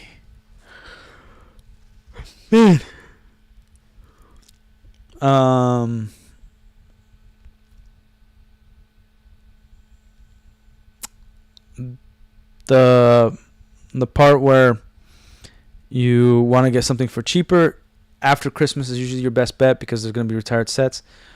September is where you want to focus, or I would say July, August, and September is where you want to focus on sets that may be retiring if you're going to go after retired sets. Mainly because Lego stops production at their warehouse 6 months prior to its retirement. So whatever is out in the marketplace is currently the last of it. So if something says retiring soon and it's like 50% off or 20% off on its website, in the months of October, November, and December, and you can't purchase it, means you have to literally go travel and look into the local Lego store and find that product, because you're not going to be able to buy it online. They'll always have the option like can't buy now, currently in back order or something, so you have to wait, but it's never going to go on because they don't have it at the warehouses anymore, you know. So and there's other things like gifts with purchase that will help you make money, where you could sell that gift with purchase. Like sometimes, like for instance, those who pre-order Baradur pretty much got all their money, like close to half their money back, because the first ones got the gift with purchase, the what's it called, the Ring Wraith. You got him, and you also got you got him, and I think it immediately sold for like $200, and it would have been like a $25 set if it just came out as a set, to be quite honest. So you got that, and then like when Rivendell set came out, you got a gift with purchase. I think it was Frodo and Gollum, and those sold for $20, and you could probably sell it for 10 on your own. So then you made $10 back, and you got points. So there's a lot of things that you can do that Lego kind of tries to somewhat help you out, but you have to put in the effort. You have to put in the work. Now, here's some weird like service stuff that you can do. Funny enough, you can charge people to build their Lego for them. When I had the store, we had that service, and you wouldn't believe how many people came in, and we would tell them, we charge $25 an hour. If it was something like the Eiffel Tower, like, look, we're going to take our time on this, but because of how big it is and it's how annoying it is and the details, we're going to charge you $30 an hour. So I recommend you build it yourself. But that's what we got to charge for this build. And we'll only calculate, like we'll only time it on the hours that we're actually building it, obviously, but it could take a week to a month. So if you're okay with that, and it was kind of like our way, like we really don't want to build this, but we're not going to deny money. So if you want to make that decision, it's up to you. Sometimes I would like put the price up there, so like please don't make me build this thing, and they would be like, okay. I'm like, what? Like for instance, the Captain Rex bust, like so many people came in because they bought it for their kid. They're like 8-year-old kid, but their 8-year-old kid couldn't put it together. So it was like half built. And then like, how long will it take? Like maybe an hour to 2 hours. And we're going to have to charge you $40 in total for 2 hours, $20 each hour. And they're like, yeah. And I'm like, fine. If that's, damn. And a lot of people did that, man. A lot of parents, especially older people, did that. So it was insane. I had this guy come in. He tried to sell us a gunship, and it looked correct. And then when you went to it, like, wait a minute, this piece doesn't go here, because he glued them. He couldn't figure out the instructions because the freaking moron glued them. And I'm like, this is now trash. We can't even salvage any of these pieces because you just you made like the door, and it looks exactly like it looks in the box, but it's glued there. It's not put there correctly, like the mechanics. He's like, yeah, I had all these pieces left for him. I'm like, sorry, man. Go take this home and set it on fire. Do whatever you want with it. Keep it as a display, but we're not taking this. It's glued, dude. I don't know how much. And they're like, how can you? What do you mean? But what's the problem being glued? I'm like, bruh. What can I do with it if it's glued? I can't take it apart, build it back, build a better ship. Like, I can't do anything with this. Like, it doesn't even have the playability of opening the doors. What do you mean? And so, yeah, people need help building Lego, and that is a viable thing. Like, or being like, there's these bricker build busts. put it on Facebook Marketplace. I will build you this. It's gonna cost like, I think that Spider-Man bus is like $1,000. So I will, like, you pay me $2,000 and I will get you this bus all built. And you'd be surprised on how many people, like, obviously you're gonna spend like $1,000 and good amount of labor, like hours of labor to build that, but you made money. You practically made, like, let me see if I go to brickerbills.com. Let me see how much this Spider-Man bus actually is.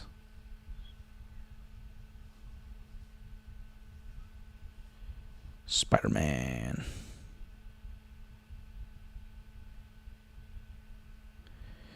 Okay. It's sold out right now, so we can't even get it. But it's like $630, maybe with shipping, like closer to $700. And if you're like, you give me $1,000 or $1,200, I will get you that Spider-Man bus, build it for you, so it's all ready for you. And there you go. That's wait,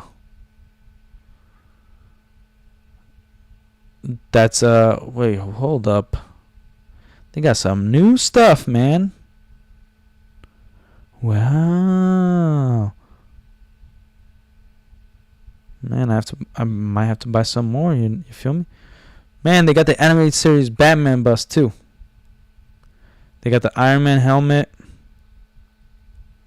I built the Captain America shield before. It's freaking awesome. But yeah, I built quite a bit. I gave the Charmander to Anderson. I have the Squirtle at a different store. I've built the Pikachu. I do want the Darth Vader bust. It's pretty awesome. That one's like $800. But yeah, you could totally go ahead and do that and like just let them know. Like, post it on there. People are gonna contact you. I promise you. You might have to put some money into marketing, being like, look, to really get the right people. Obviously, it's not as easy just putting Facebook Marketplace like, hey, I have this option for you guys, so please buy this service and I'll build you Lego. Like, it's still gonna be a grind in a business. Stream Up Shop, nice skull, dude, on the kick side. Pretty sure you're fake. But yeah, quite simply put, there's ways. You just have to be very creative in making sure you get the right money and getting deals on Lego. It isn't as easy as just purchase. There's other ways, like getting the right credit cards, that if you purchase Lego with this specific credit card, you get certain points. Yeah, there's ways, but it's not going to be like 100% foolproof. You got to be creative on every single way. Now when you have some other sort of something else going on, like you got your own business, right? Then you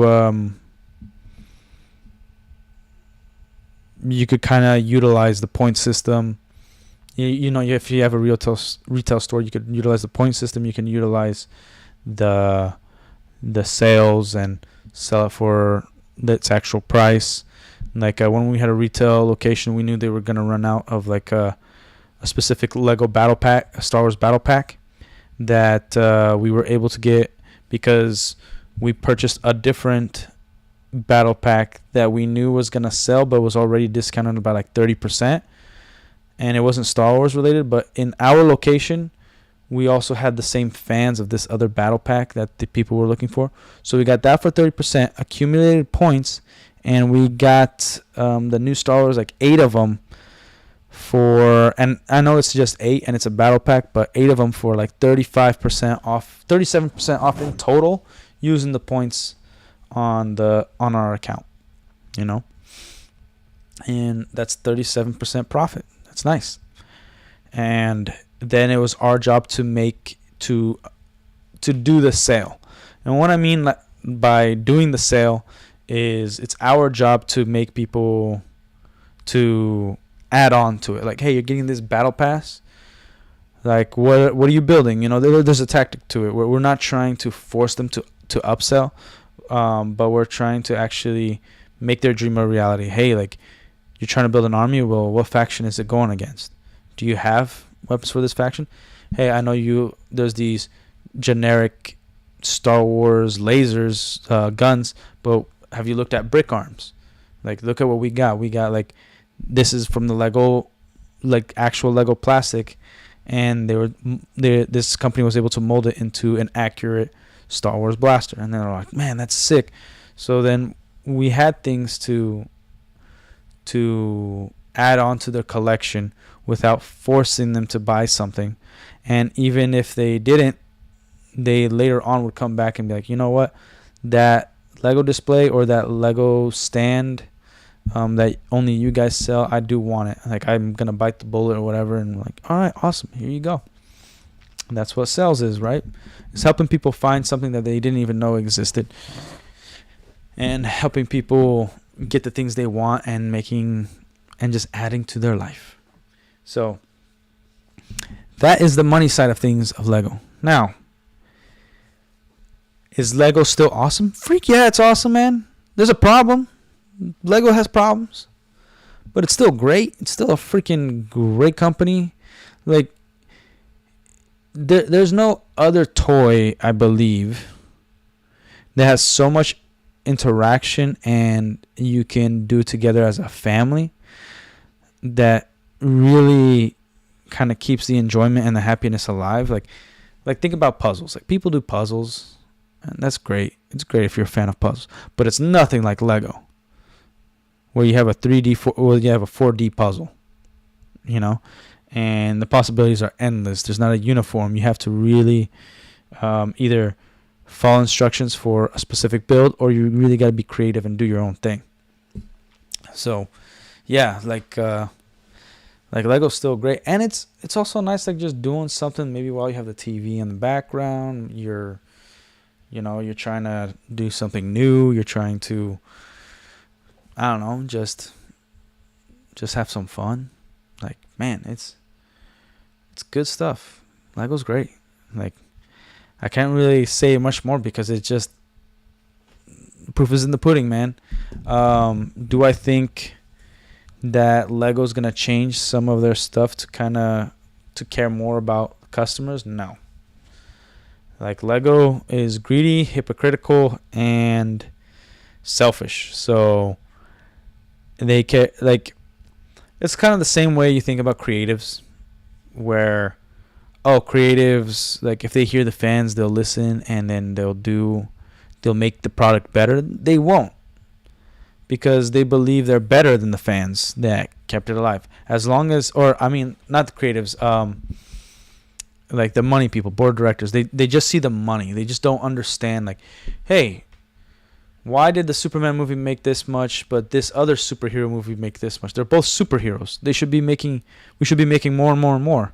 Like, yo, dude, Blue Beetle's not on the same level as Superman. What are you talking about? It's DC Comics. They're superheroes. We made a movie. One is longer, one is shorter. They're both the same length, whatever it is. They want to see the numbers be the same or grow or get higher. Why did Endgame make $1 billion or $2 billion, and freaking Spider-Man 2 didn't right after Endgame? Like, what the hell's going on? Like, that's how they think. And Lego specifically, they're like, we made a product, and if people don't like it, whatever, we'll put it for sale. We'll make a new product. We don't care. Like, this other product that we'll make up for that product. Like, unfortunately, they don't have the best business model. That's why they've, like, almost went completely bankrupt, like 4 or 5 times. Like, dude, even though Toys R Us went bankrupt, they only kind of went that route once. It wasn't like they faced bankruptcy every 4 or 5 years. Unfortunately, they weren't able to bounce back. But Lego, like, dude, they almost went bankrupt from their own freaking ideas, man. Like I think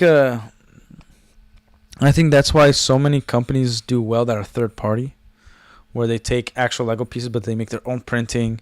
They'll fix the helmet hole situation, and they do really well. Like, what's that one? Clone Army Customs, is that it?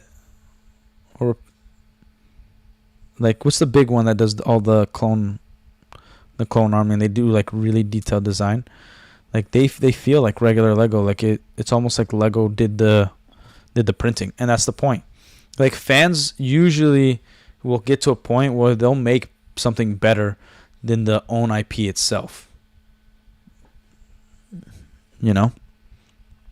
It's so that's why I like supporting YouTubers, creators, because they bring a form of entertainment. Like for instance, something I liked to do when I was building a set for a customer, I love putting on like YouTubers talking about Lego, and then I'm there building the set. It was fun. It was awesome, and yeah, like there's like it's enjoyable, man. But give me 1 second, guys. I'll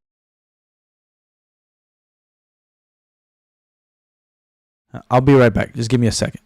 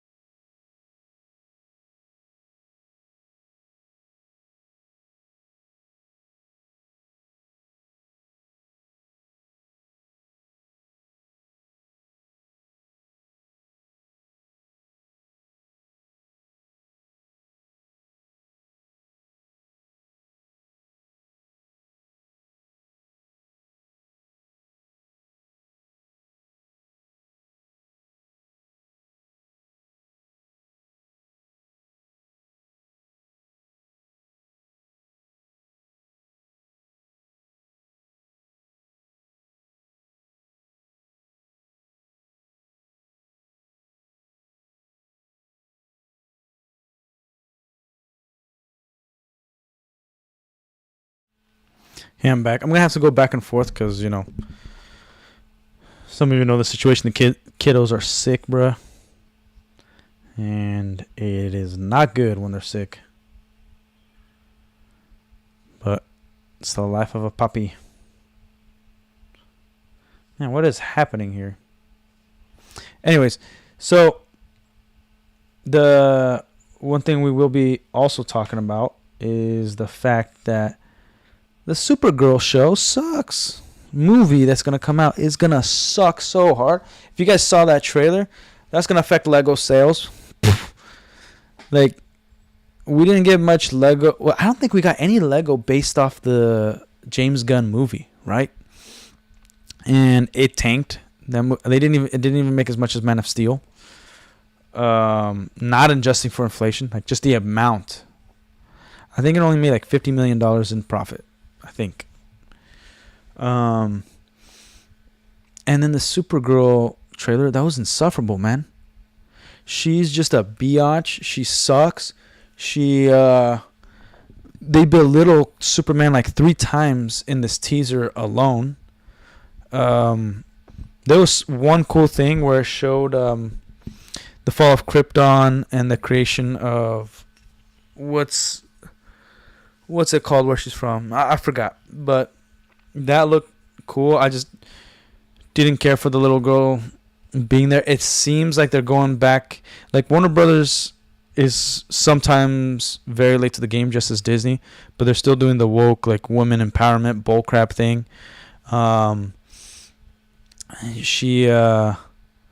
Like I'll give you this: her super suit looks better than Clark's, than the James Gunn Superman. I think it's a combination of the belt. It has a little more feminine element. It complements her physique a little bit more. But like the whole whipping hair and thing like that, it's like, dude, what is this? Like she's acting like a child and she's supposed to be 23. Like, come on. Like, yeah, and I understand like the trailer is trying to depict that she's still trying to cope some way with a really traumatic experience, like seeing all her friends and family die and get killed, and she's one of the only survivors. But you would really kind of rely on your cousin, and I understand. Like in my mind, from this trailer, she got to live in Krypton, so she's technically older than Clark. So if anything, she should be teaching Clark about a lot of Kryptonian stuff, and Clark should be teaching her a lot about the human ways and how to cope and overcome this trauma and all this stuff. And she doesn't. You know, we get a hint of Lobo. It looks good, but everything else just like the line deliveries, dude, it is awful. Like, oh, this is gonna be really bad for you. Like, come on. Like, why make her such a biatch, dude? Like, make her endearing. Make her almost like look up. She doesn't even have to look up to Superman, but there has to be a level of respect to the Superman symbol, a way that she carries herself. You could have a character go through trauma and still be likable, still be somebody who cares, who isn't a douchebag, who's just trying to get drunk. Like this, it's just a freaking party chick. I don't care about a party chick. And then it just looked like freaking Guardians of the Galaxy all over again.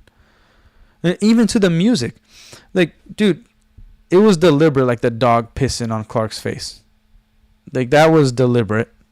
Again, belittling the movie that came before it. Like, you're killing your universe before it even begins. Like with Peacemaker, that makes sense. You know, ever since we saw it's because Peacemaker, ever since you created Peacemaker in the Suicide Squad movie, he puts down Batman and Superman, and he does it in season 1. He even puts Peacemaker or Superman down in his own movie, and it makes sense coming from Peacemaker. Coming from Supergirl, that makes zero sense. This is BS, man. That trailer is stupid, and it's solidifying. And you guys are dumb if you believe that there's hope, even if you like the Superman movie, which is insane. A question like, I believe you have room temperature IQ if you do like that movie. That's insane that you like that movie, but fine, you can like it. Subjectively, everybody can like whatever. Like, objectively, you can't tell me that's a good movie. It's impossible. I will break it down detail by detail to show your stupidity and how crappy that movie is. And this trailer indicates that the Supergirl movie is going to be even worse. Even worse. It's going to be insufferable. Maybe Lobo's going to be cool. Like Jason Momoa, I think even in crappy movies, he does a pretty good job. I didn't watch the Minecraft movie because I don't give a damn. But, you know, I'm excited to see him as Lobo. I'm going to wait for that scene, and and if the movie's not good, like, I'm going to watch it for Lobo. And that's one of the other indicators you got a crappy movie on your hands or a crappy trailer. The point of a trailer is to entice all audiences to come together and want to watch this movie because you want to know what happens. So far, what this movie has given us is like, this is some skank with a super suit, has superpowers, and She's just trying to cope with trauma. That's not a story. That's a situation. And I don't want to watch that. But then you see Lobo, and that's the indicator. If your main excitement is to watch a character that is not the main character from that trailer, you got a garbage trailer and most likely a garbage product. It's that simple. If you're more excited to see Lobo than to see Supergirl being herself and doing her things and being in her movie, that's going to be a garbage movie, or at the very least a garbage trailer where it stopped us from actually wanting to watch the damn freaking movie. To Lego, especially this whole sale of Warner Brothers, we cannot actually go and get Lego products based off this movie because it's going to halt everything. Everything's going to have to be more secretive. Every movie that they release or that they talk about, like for instance, there's Matt Reeves Batman Lego sets, right? Doesn't matter what you think about them. I don't like the movie. I didn't care for a lot of the sets. Some of it was cool in terms of Lego just being Lego. But because of the delay, we're not getting extra sets. And the reason why is because toys, novels, video games usually launch before the product itself comes out, so the movie itself.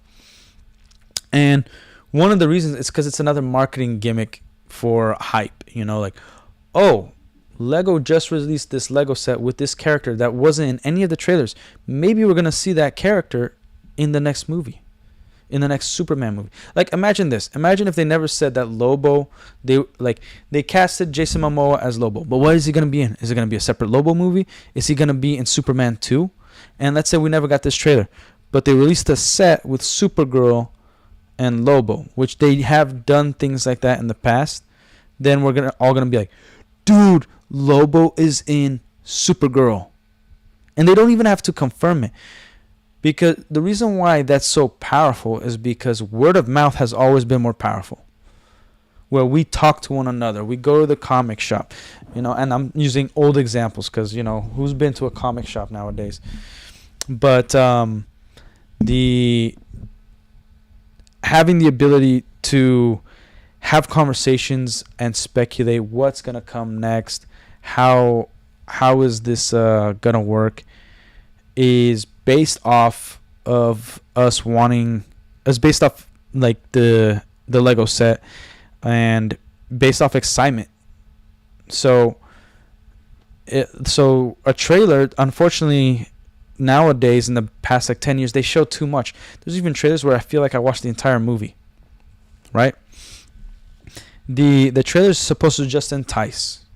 Like, I'll tell you guys a trailer that did it well, that got a lot of people interested, and it was a garbage movie, but didn't give the movie away practically at all. The Last Jedi trailer. Objectively, that trailer is a good trailer, regardless of the product it is representing. You watch that trailer, you are excited. You hear the voice of a known character that is acting out of character, and they don't give you any of the plot away. They show you things that really it provides questions like, wait, why did that happen? Why is this going on? The Supergirl trailer didn't provide any questions. The only question was like, why is Lobo involved?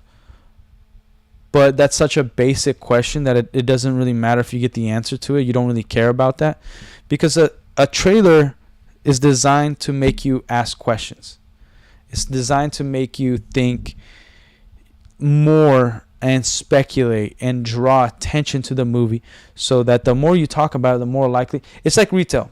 The more time you spend in the store, the more likely you're going to buy. The more time you talk about something, the more likely you're going to purchase or participate, right?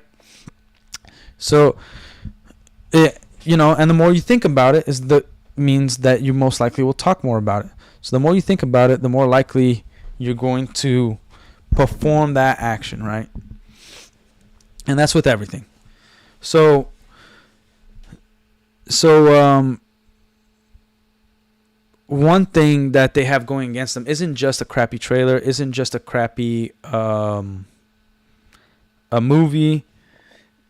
It isn't just a sale. It's the fact that because of this sale is delaying, and they have to be secretive about what the product actually is gonna be like. They can't release toys and games, board game, like toys to video games, toys, board games, comics, like Lego sets, because those were indicators of like, we're probably gonna see this character. Wait, this vehicle's in there. We're probably gonna get that vehicle. Like even in video games, like when Megabox released sets for Halo 5 and even Halo Infinite, maybe not particularly catered to those video games, but it was like a vehicle that we never seen before. We would talk about it like, dude, we're probably gonna get this vehicle in this new video game. Dude, like we're like if we get this character in Megabox, that means we're probably going to have like some boss fight in this game. We're probably going to see this storyline take place. Maybe it's going to be based off this novel. Why are they talking about this novel when they're releasing this video game, and then they release a toy based off this novel? We're probably like, it's all going to connect. And even if it doesn't, even if the character never shows up, it caused everybody to talk about it, because we all as nerds, we analyze it. And who are we talking to? Not only other nerds, but people in our life that are not nerds. And those people are going to be interested because of our like the true fans' passion for this product, this movie that's going to launch, right? So, like, unfortunately, this trailer should have been a banger trailer, because they have less marketing for word of mouth than things that came previous. They don't have any Lego sets based off this new Supergirl movie. They don't have any toys coming out based off this new ones. I mean, based off this Supergirl movie. Like, they don't have any new comics based off this Supergirl movie. So there's like things that like, this trailer is all we got to talk about. You understand? It's all we got to talk about amongst friends, live streams, co-workers, family, comic book shop, comic shop talk. Like, we can only talk about a 2-minute trailer that's so easy to dissect because it says zero substance. It just looks like James Gunn. It might be because I'm playing a lot of Fallout, but it kind of reminded me a lot about Fallout. So it just didn't seem. They have a color palette is better than Zack Snyder, but this felt a little bit more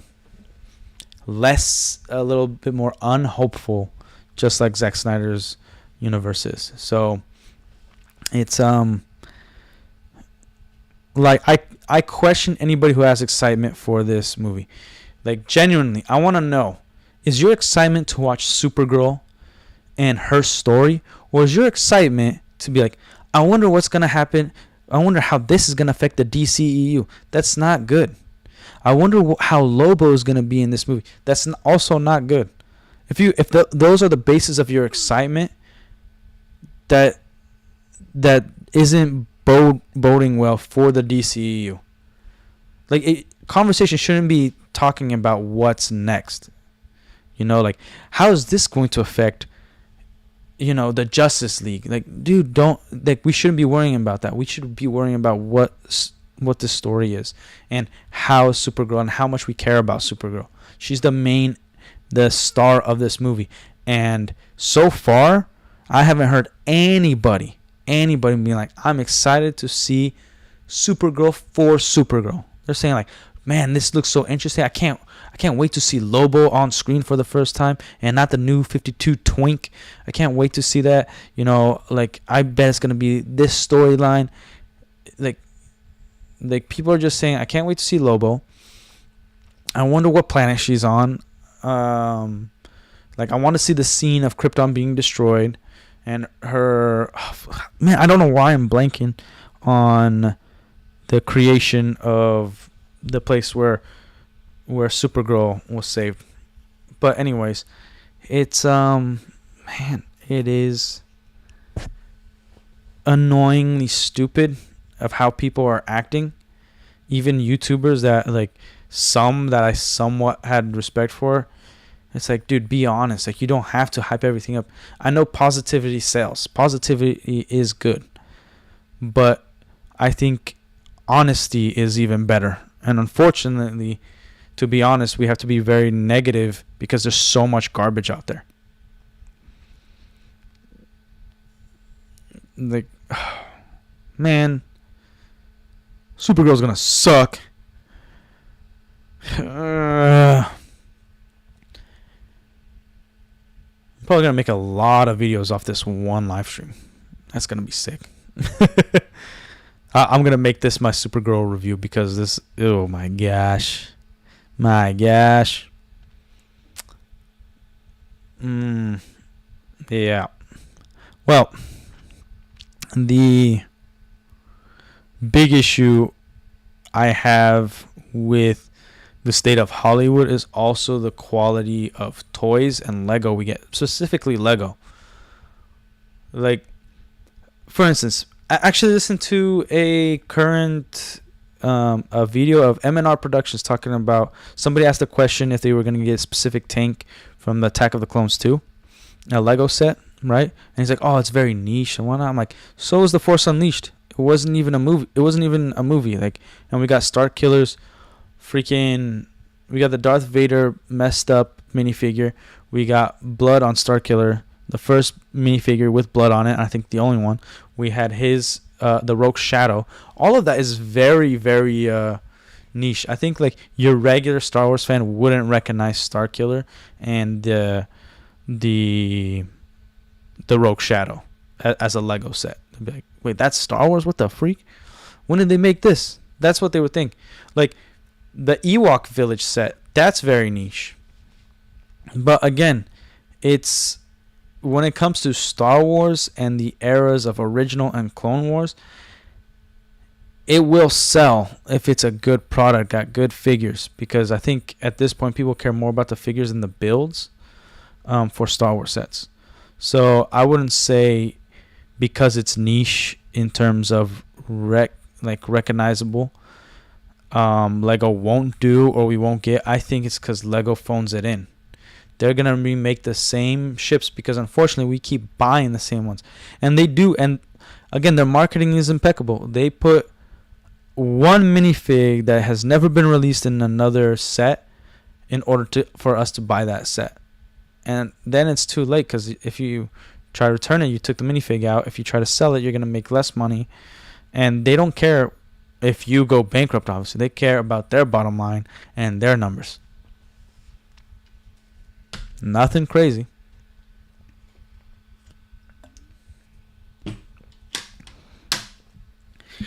Derp, are you currently streaming the Game Awards? Because I might not hop on that. Like,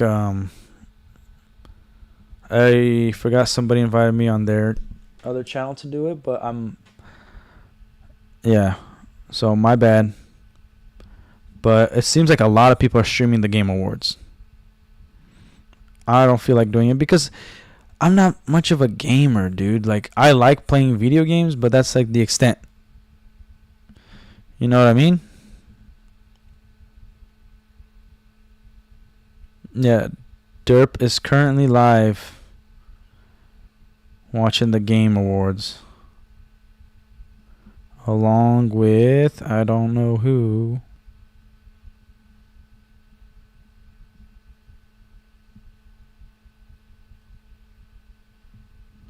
Yeah, and I don't even know which games are actually good this year or this past year. So, yeah, I have no idea. Is Geeksing... There's a lot of people reacting to the Game Awards, man. It's actually pretty insane. Sammy isn't though. What the freak, Sammy? That's like up his alley.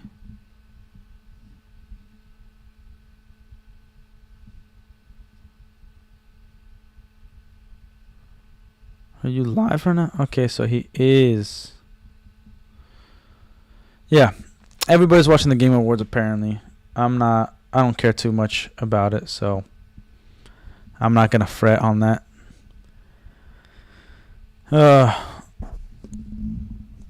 I'm just gonna keep streaming about Lego, bruh. Yeah. Maybe I'll leave it at that. I don't know. I do got a bunch of Lego projects that I need to work on. Yeah. Well, we'll see. We'll see if I start watching the Game Awards.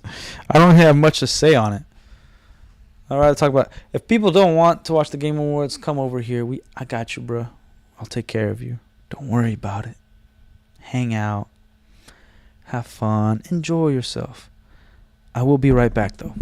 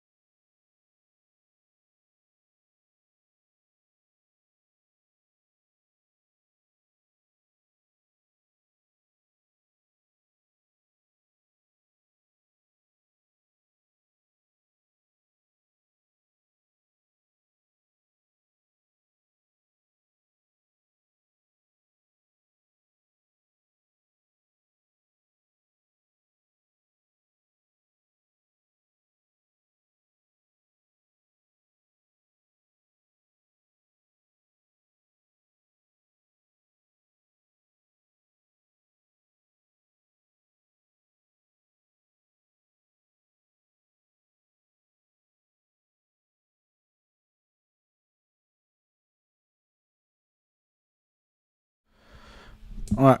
I'll go for a little longer here, then maybe I'll jump on Derpy Entertainment's live stream. on his channel. I have to contact him though. But yeah, the well, do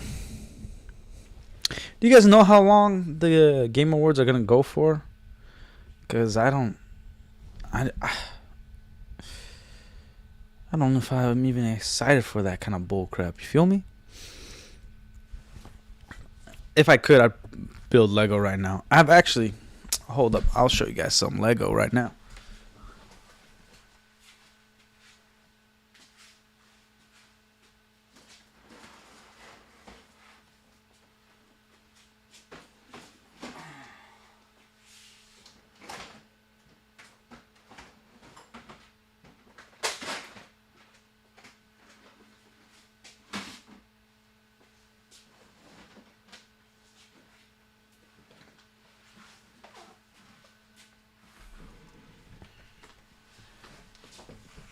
Okay, these are either projects I'm working on. This isn't like full-blown mock, but it's kind of more like a mock slash change. Like this is an original set that I have to find all the pieces for. And I do have some pieces in here. And obviously it's not perfect. But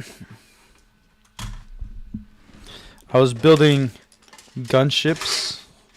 What's in here, dude? There's more pieces.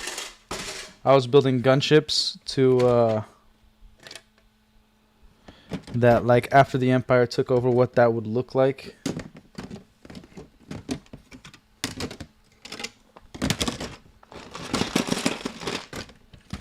So like the repaint of a, hold on one second. There we go. Of a Republic gunship.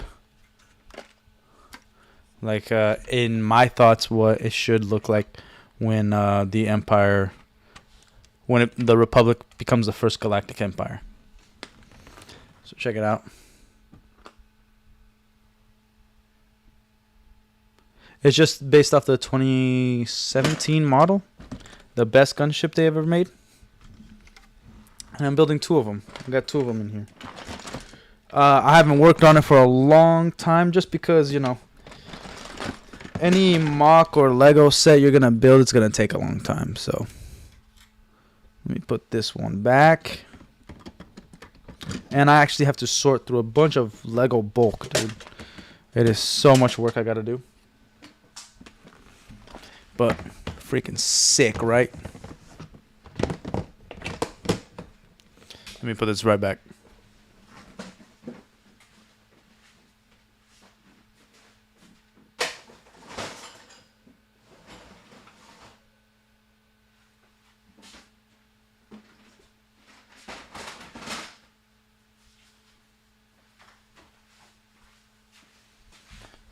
Yeah, you guys won't believe how much Lego I have.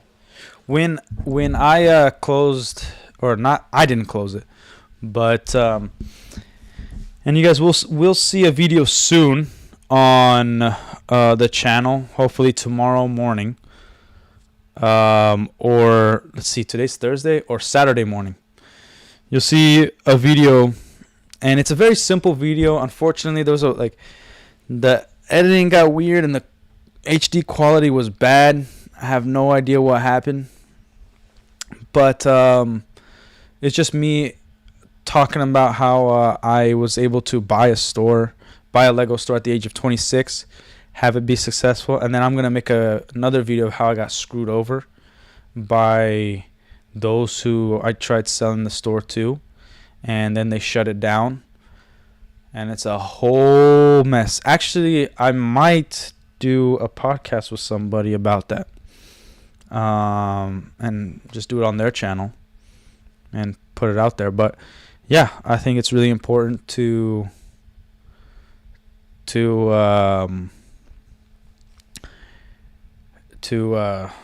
and talk about, because business is brutal and it is hardcore and it's not a game for the weak. But the amount of Lego I have, so let me give you a quick story. When I when the whole debacle happened, let's fast forward to towards the end of what I thought would be an opportunity for me to buy the store back. I get a phone call in the morning that, hey, don't go to the store because we have sent people from headquarters out there to shut down the store and close it. And I was like, what? What are you talking about? And so then I'm locked out of the store. I can't go in there. All right, so they're just kind of trashing it, taking things apart, just stripping the store to bare bones. Fine.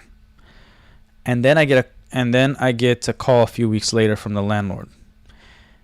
And he's like, "Hey, you haven't paid your rent." I'm like, "Dude, I told you this, like, I'm not in charge of the rent. And it's been like 8 months. What do you mean I haven't paid the rent?" He's like, "Well, their names are no longer as personal guarantors." So if you don't know what a personal guarantor is like, okay, I'm a franchise owner, right? A franchisee. They are the franchisor. If they really believe in me, like to the point where like it's almost like co-signing. Co-signing as in like they believe in you so much that they're willing to put their own name to back you up. So they were my personal guarantors, right? It's a great thing. It's awesome. Like that. Like I was very grateful that, man, you believe in me so much, you guys are gonna sign on as personal guarantors. Awesome. Later on, I got effed. So I got signed on they signed on as personal guarantors. Then the day they shut down was the day after their name was out of the lease as a personal guarantor. So then the rest of the contract, the remaining 4 years of that lease, falls on my name. That's $500,000 that I owed to practically $500,000. I don't know the exact number, but that would be owing to the landlord. I explained to him the situation, and he pretty much, it came down to like, hey, look, I can't take sides. I don't want to ruin your life. I've never had an issue with you. I've only had issues with those who were dealing with the property management the last like 6-7 months. So I'm going to choose to make a deal with you. If you go in and clean up the location, that's all you got to do, and consider your debt paid. I'm like, dude, thank you. One of the biggest blessings. I go in there, man. I go in there. And, brother, they left so much Lego, so much product. They left a bunch of stuff just chilling, sitting around, man. And it was insane. It was absolutely insane. And then I was like, what the freak, dude? This is... So, obviously, I got to take that home. I called some buddies of mine, do you want some Lego? Some customers. I gave a ton of Lego. There was like this customer that came and helped. They were amazing. They love, like, she particularly loves Lego. Her husband just kind of tolerates it. He likes model cars and stuff like that. I gave her as much Lego as I could because she also has her own like Lego group. And as a thank you for helping clean, and I gave them like some display cabinets for them. So it was great. Like I didn't have money to give them. And then my friend Devin, who was also an employee of mine, came out, and I have so much Lego in my garage right in front of me, upstairs in my bedroom.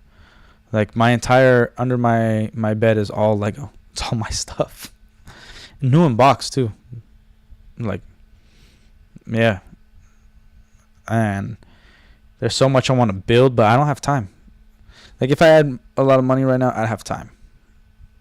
I can actually take time not working to build a Lego set. But yeah, it's what am I gonna do, man? Damn.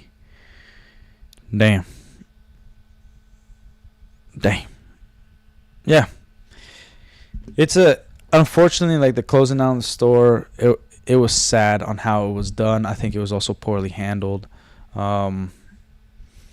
There was no informing the customers. There's a lot of issues, a lot on how it went down.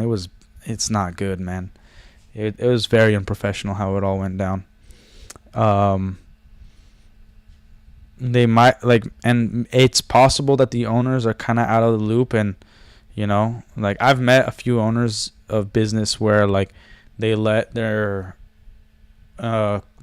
corporate slash other employees slash lawyers handle things, and it becomes a huge mess that they never really knew until they had a frank conversation with the people they screwed over. Because they have part to blame, and unfortunately sometimes that was never their intention. And again, the path to hell is a road paved with good intentions. So yeah, in the future I might be on somebody else's Lego channel about all this stuff, and I'll explain very carefully on everything, how it went down, what my feelings were on it, and my story of what it was like being a store owner, what it was like, the whole process of of issues and stuff like that, right? So yeah, there are some things where I wonder if it's if they're ever going to know that that's what that happened, because I was fairly intimate with had an intimate relationship with the owners. They were really great people. I would consider them friends. That's how intimate we were. We played Halo together, man. I don't play Halo with just anyone, I'll play Halo with people I think I'll meet some people through Halo, obviously, but for me to take my time away from my own business, even if they are the ones that own the place, and time away from studying and being with my family to play Halo with you on once a week type deal, dude, it's because we have some sort of great intimate relationship. And we've said they were cool guys. They were really cool guys. And yeah, man, I'm gonna try to be as nice as possible, but I just don't like the way it all went down. I don't like there was issues, and it didn't diminish my love for Lego, but it definitely took me out of it for a bit, because all of it was so attached to the business and what I built. All of it was, I didn't have time to breathe after. I immediately had to go find a job. I lost all my money. And I have the knowledge. I still have the knowledge. Man. But I'm working on some things. I'm wondering where I should go exactly from this point. But yeah, it's really, really cool. Really, really cool indeed. I have to kind of be I do want to talk about my situation with multiple people. I want to see where I can lead to, what I can do, and actually meet some people through this YouTube space and Kick space. And because I do have another business venture that doesn't deal with Lego, because there was a point where I wanted the Lego store to sustain itself, but I love seeing kids be happy. I love making a whole family's day. Dude, there were people that were flying out just to come to our store, man. It was quite the privilege, quite an incredible experience. I'm here in Florida. Maine is at the top of the US, right? I had people that they drove down from Maine. They hit other stores, but they heard about our store through somebody who also visited, and they came and dropped a few $1,000s. And I was like, "Oh, you visiting on vacation?" And they said, "Yeah, you guys are on vacation." I'm like, "What do you mean?" It's like, "We want to take a road trip, but specifically to your store. You're like, your store is our destination." They spent all day at the store. I decided to leave it open longer than our closing because they were just so great, and they drove down from Maine just to come to our store, and that night they were driving back. I was like, "Really? You guys?" It's like, "No, you guys are kidding me. You guys came to just my store, just this store specifically?" I was like, "Dude, yeah, we keep hearing about it." And my store wasn't massive. It wasn't the biggest store, Lego store. It was actually pretty. I think at the end there, I had a 3,000 square foot retail space, and it was humbling, man. It was really, really nice to hear that people heard about it, and that I built something that was like a place to go. Yeah, and that was also without the big money that I needed for marketing. So I had those experiences, and I realized that, like, if you truly care about people, care about providing a great experience, and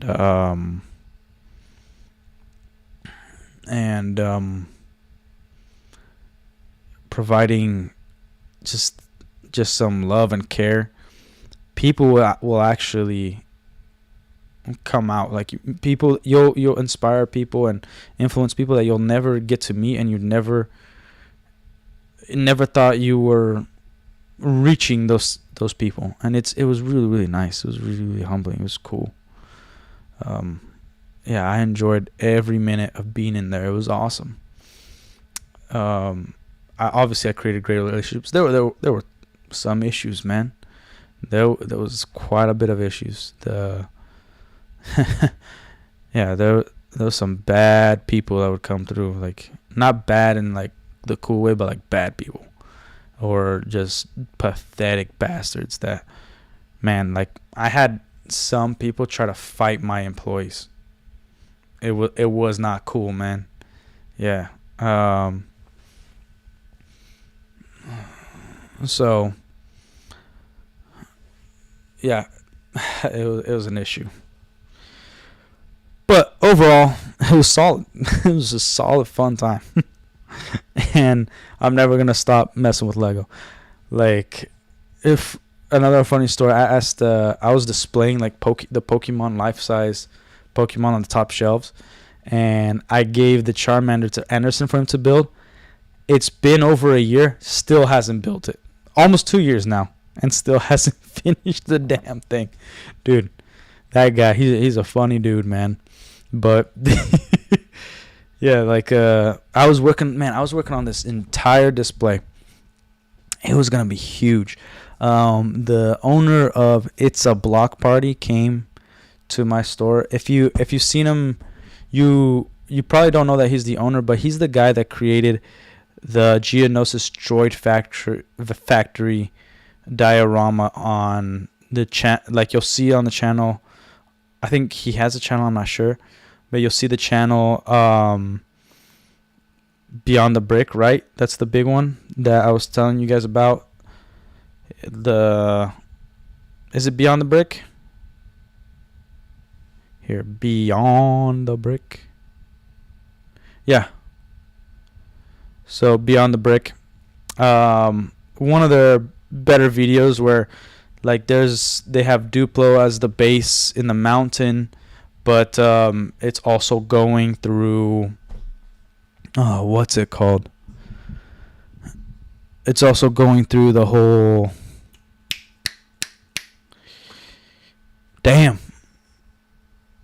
going through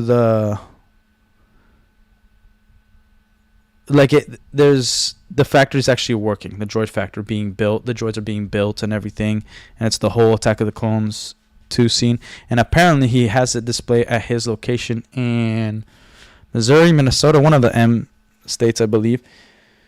And it's all set up. It's really, really nice. Yeah.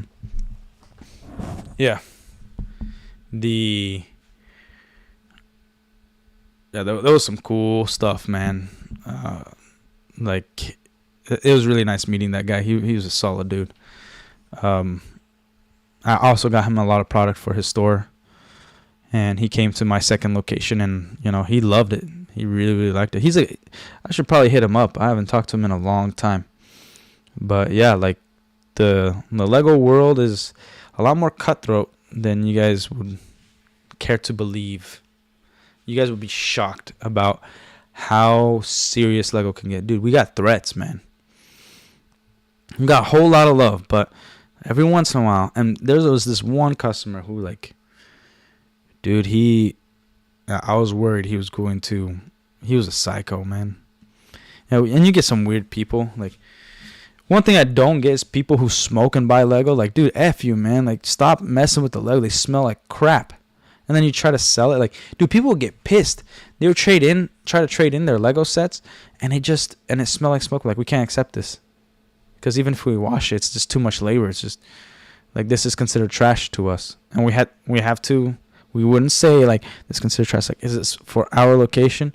We just don't have the time and commitment to clean this up. The smell is, we can't accept anything that smells like a freaking dump. So get out of here, man. And they would get pissed. And there were some people that would trade in Lego so they could go buy drugs.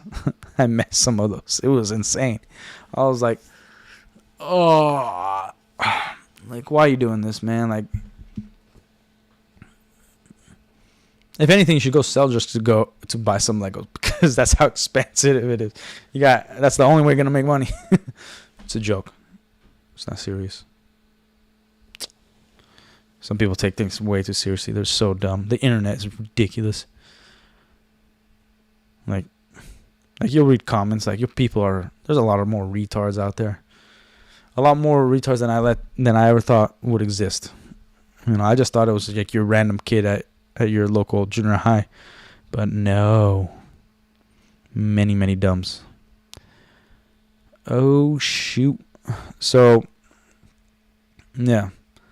I can't give away who I'm going to be talking to on their podcast and whatnot, but I can let you know that they,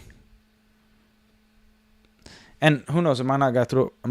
I'm actually going to reach out to some people if they want to hear my story, because, like, even though I don't make money on YouTube or Kick yet, like, I do think it's an important story to be out there, especially for people who are on the internet, because all business owners of, like, a toy store, they're going to look up YouTube and, like, hear this stuff out, they're going to, like, it's gonna make sense.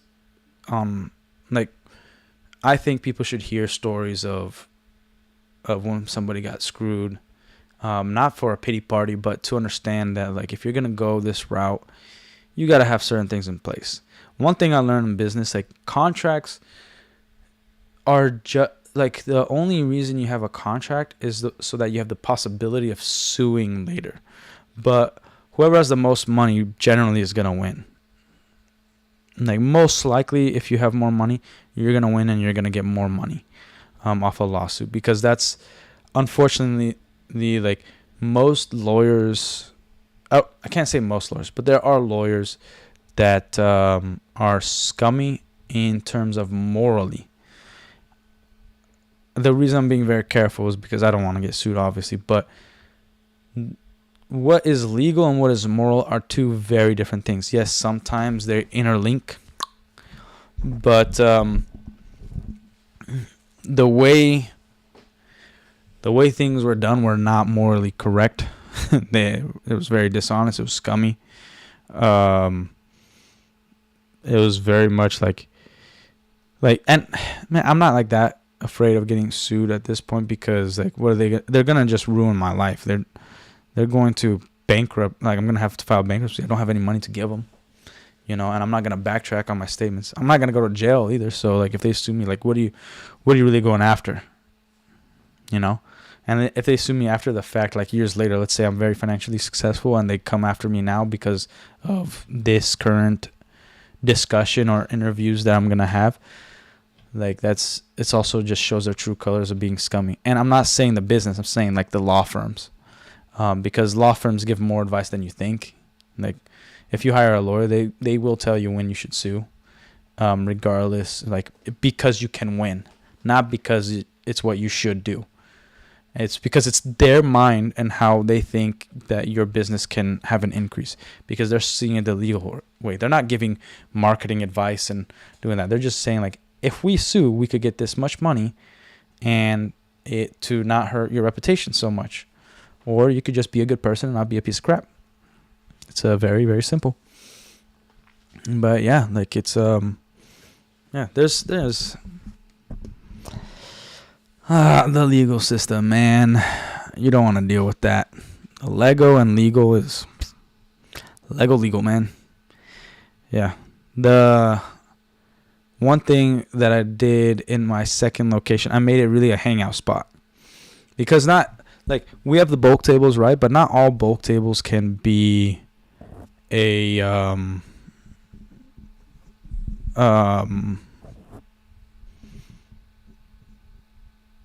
like, not everybody's gonna buy Lego, even if it's bulk, if it's sets, and if you have to price them right. Like, some people are just gonna be there because they love the place and they love to be surrounded by Lego, and just the sound of Legos being like hurled around in a table, like, it just brings back that nostalgic feel.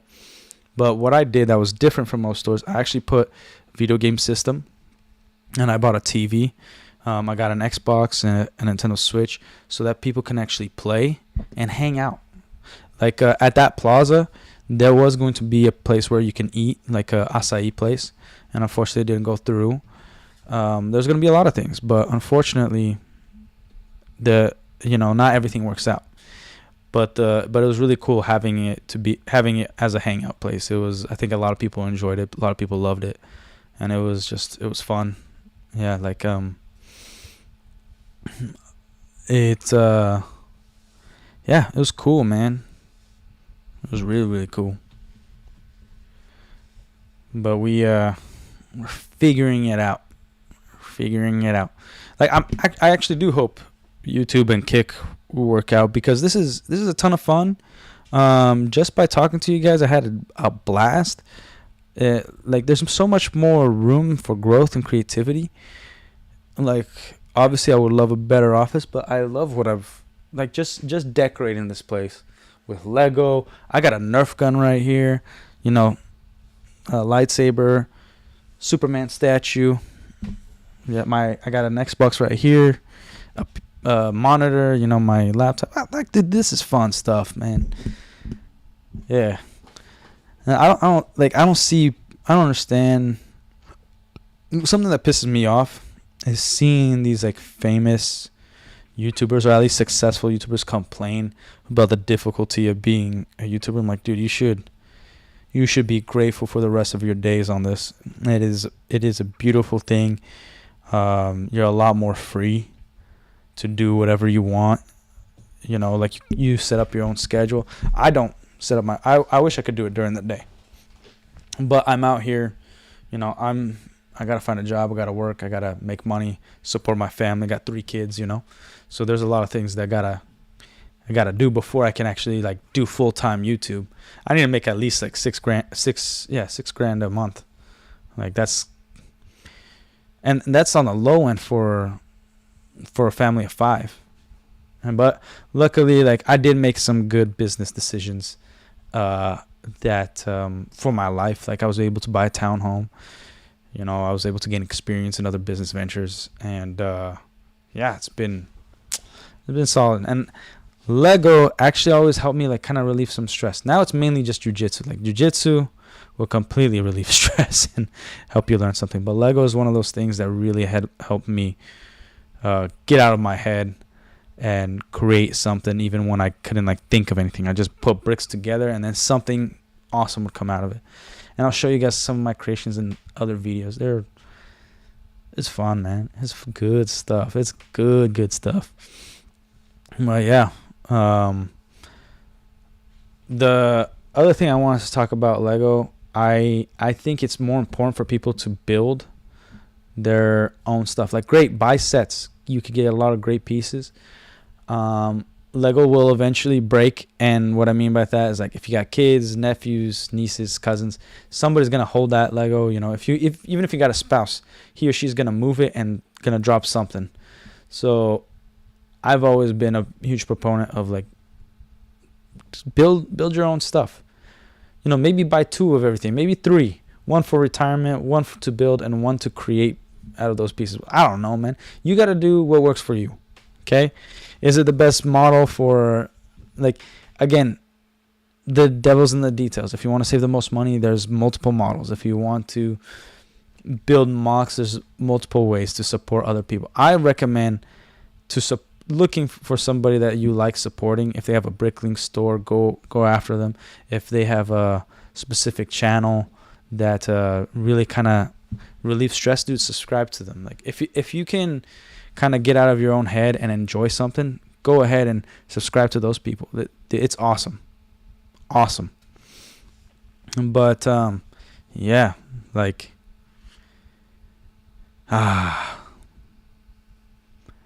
Lego, man.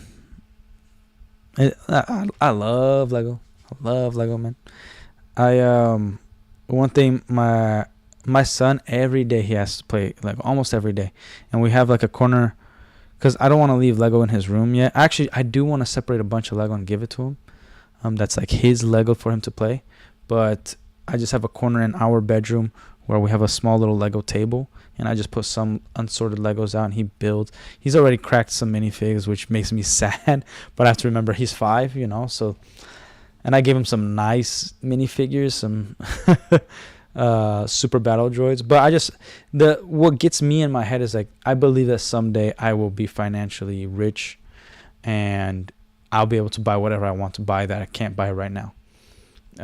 Even if it's like one action figure that's $5 today and might be, you know, $3,000 in 15 years, and that's when I could buy. Like, I want to be at a point where, like, that's okay. I don't have FOMO, especially when it comes to Lego. That is a dangerous thing. Lego releases multiple things throughout the year, and because of retirement, everybody gets FOMO, the fear of missing out. So try to control that. It's okay if you don't get the set that you want right now. Don't jeopardize your financial stability for something like a toy. Like, I love Lego, and even if I had the store, I would tell you today, like, yeah, I want you to spend the most money at my Lego store because I need it and to keep the Lego store alive. But I want you as a client. I don't want you as a customer. A customer is one and done. A client, you're going to come back to me, and I'm going to help you because we have that relationship where you can trust me and I can trust you. So, like, look for somebody who has the best interest in mind, a store that has your best interest in mind. Like, hey, look, I'm not going to pressure you on anything, but here's this. Like for instance, at jiu-jitsu, I can't really afford the almost $200 a month membership to fight right now. But he was like, hey man, like, I get it, you know, it happens, like, life happens, but if you want to come in and just help with, like, the kids class, then you could train for free. I'd rather you be on the mats than not. There's always ways. Like, I guarantee you, if you have time but you don't have the money, that's what a job is. You're trading time for money, right? But if you make a deal with, like, if the owners are cool and you have that relationship, a lot of people who couldn't afford me, like, hey, you like bulk? I can't give you, like, sets, but if you do this for me for free, then maybe I could get you a set. Maybe I can actually get you the set that you want. Maybe I could get you a bag of bulk, like, of the pieces that you want, but I need you to do this for me. And then you could come in, you could hang out. You'll be like a member of the staff that's not getting paid, and you'll get to know us. Like, I did that stuff a lot for people who I knew wanted Lego but couldn't afford it, you know. So yeah, it's it was interesting that that that part of my life. And it's weird because it feels like it never happened. When you no longer have your business that you built up, whether it was your own creation or franchise, and you're no longer a part of it, it's like leaving a job. Like, man, did I really have that job? Did I really go through those experiences? It's really interesting, because phases of your life, like after having kids, it's almost like everything that came before and like never really happened. It's a weird feeling, man. And I think some of you have already felt that, but I think there's aspects of like when there's like a death to the single life, a death to the couple life of being actual parents. There's a death to businesses and jobs where like it feels like it just didn't happen. It's awesome and weird at the same time. But yeah, guys, I think I'm gonna sign off from here. But and I'm probably going to build some Lego for my kids because not just because times are tough, but my kids love Lego and I want to give them a great and a beautiful Christmas.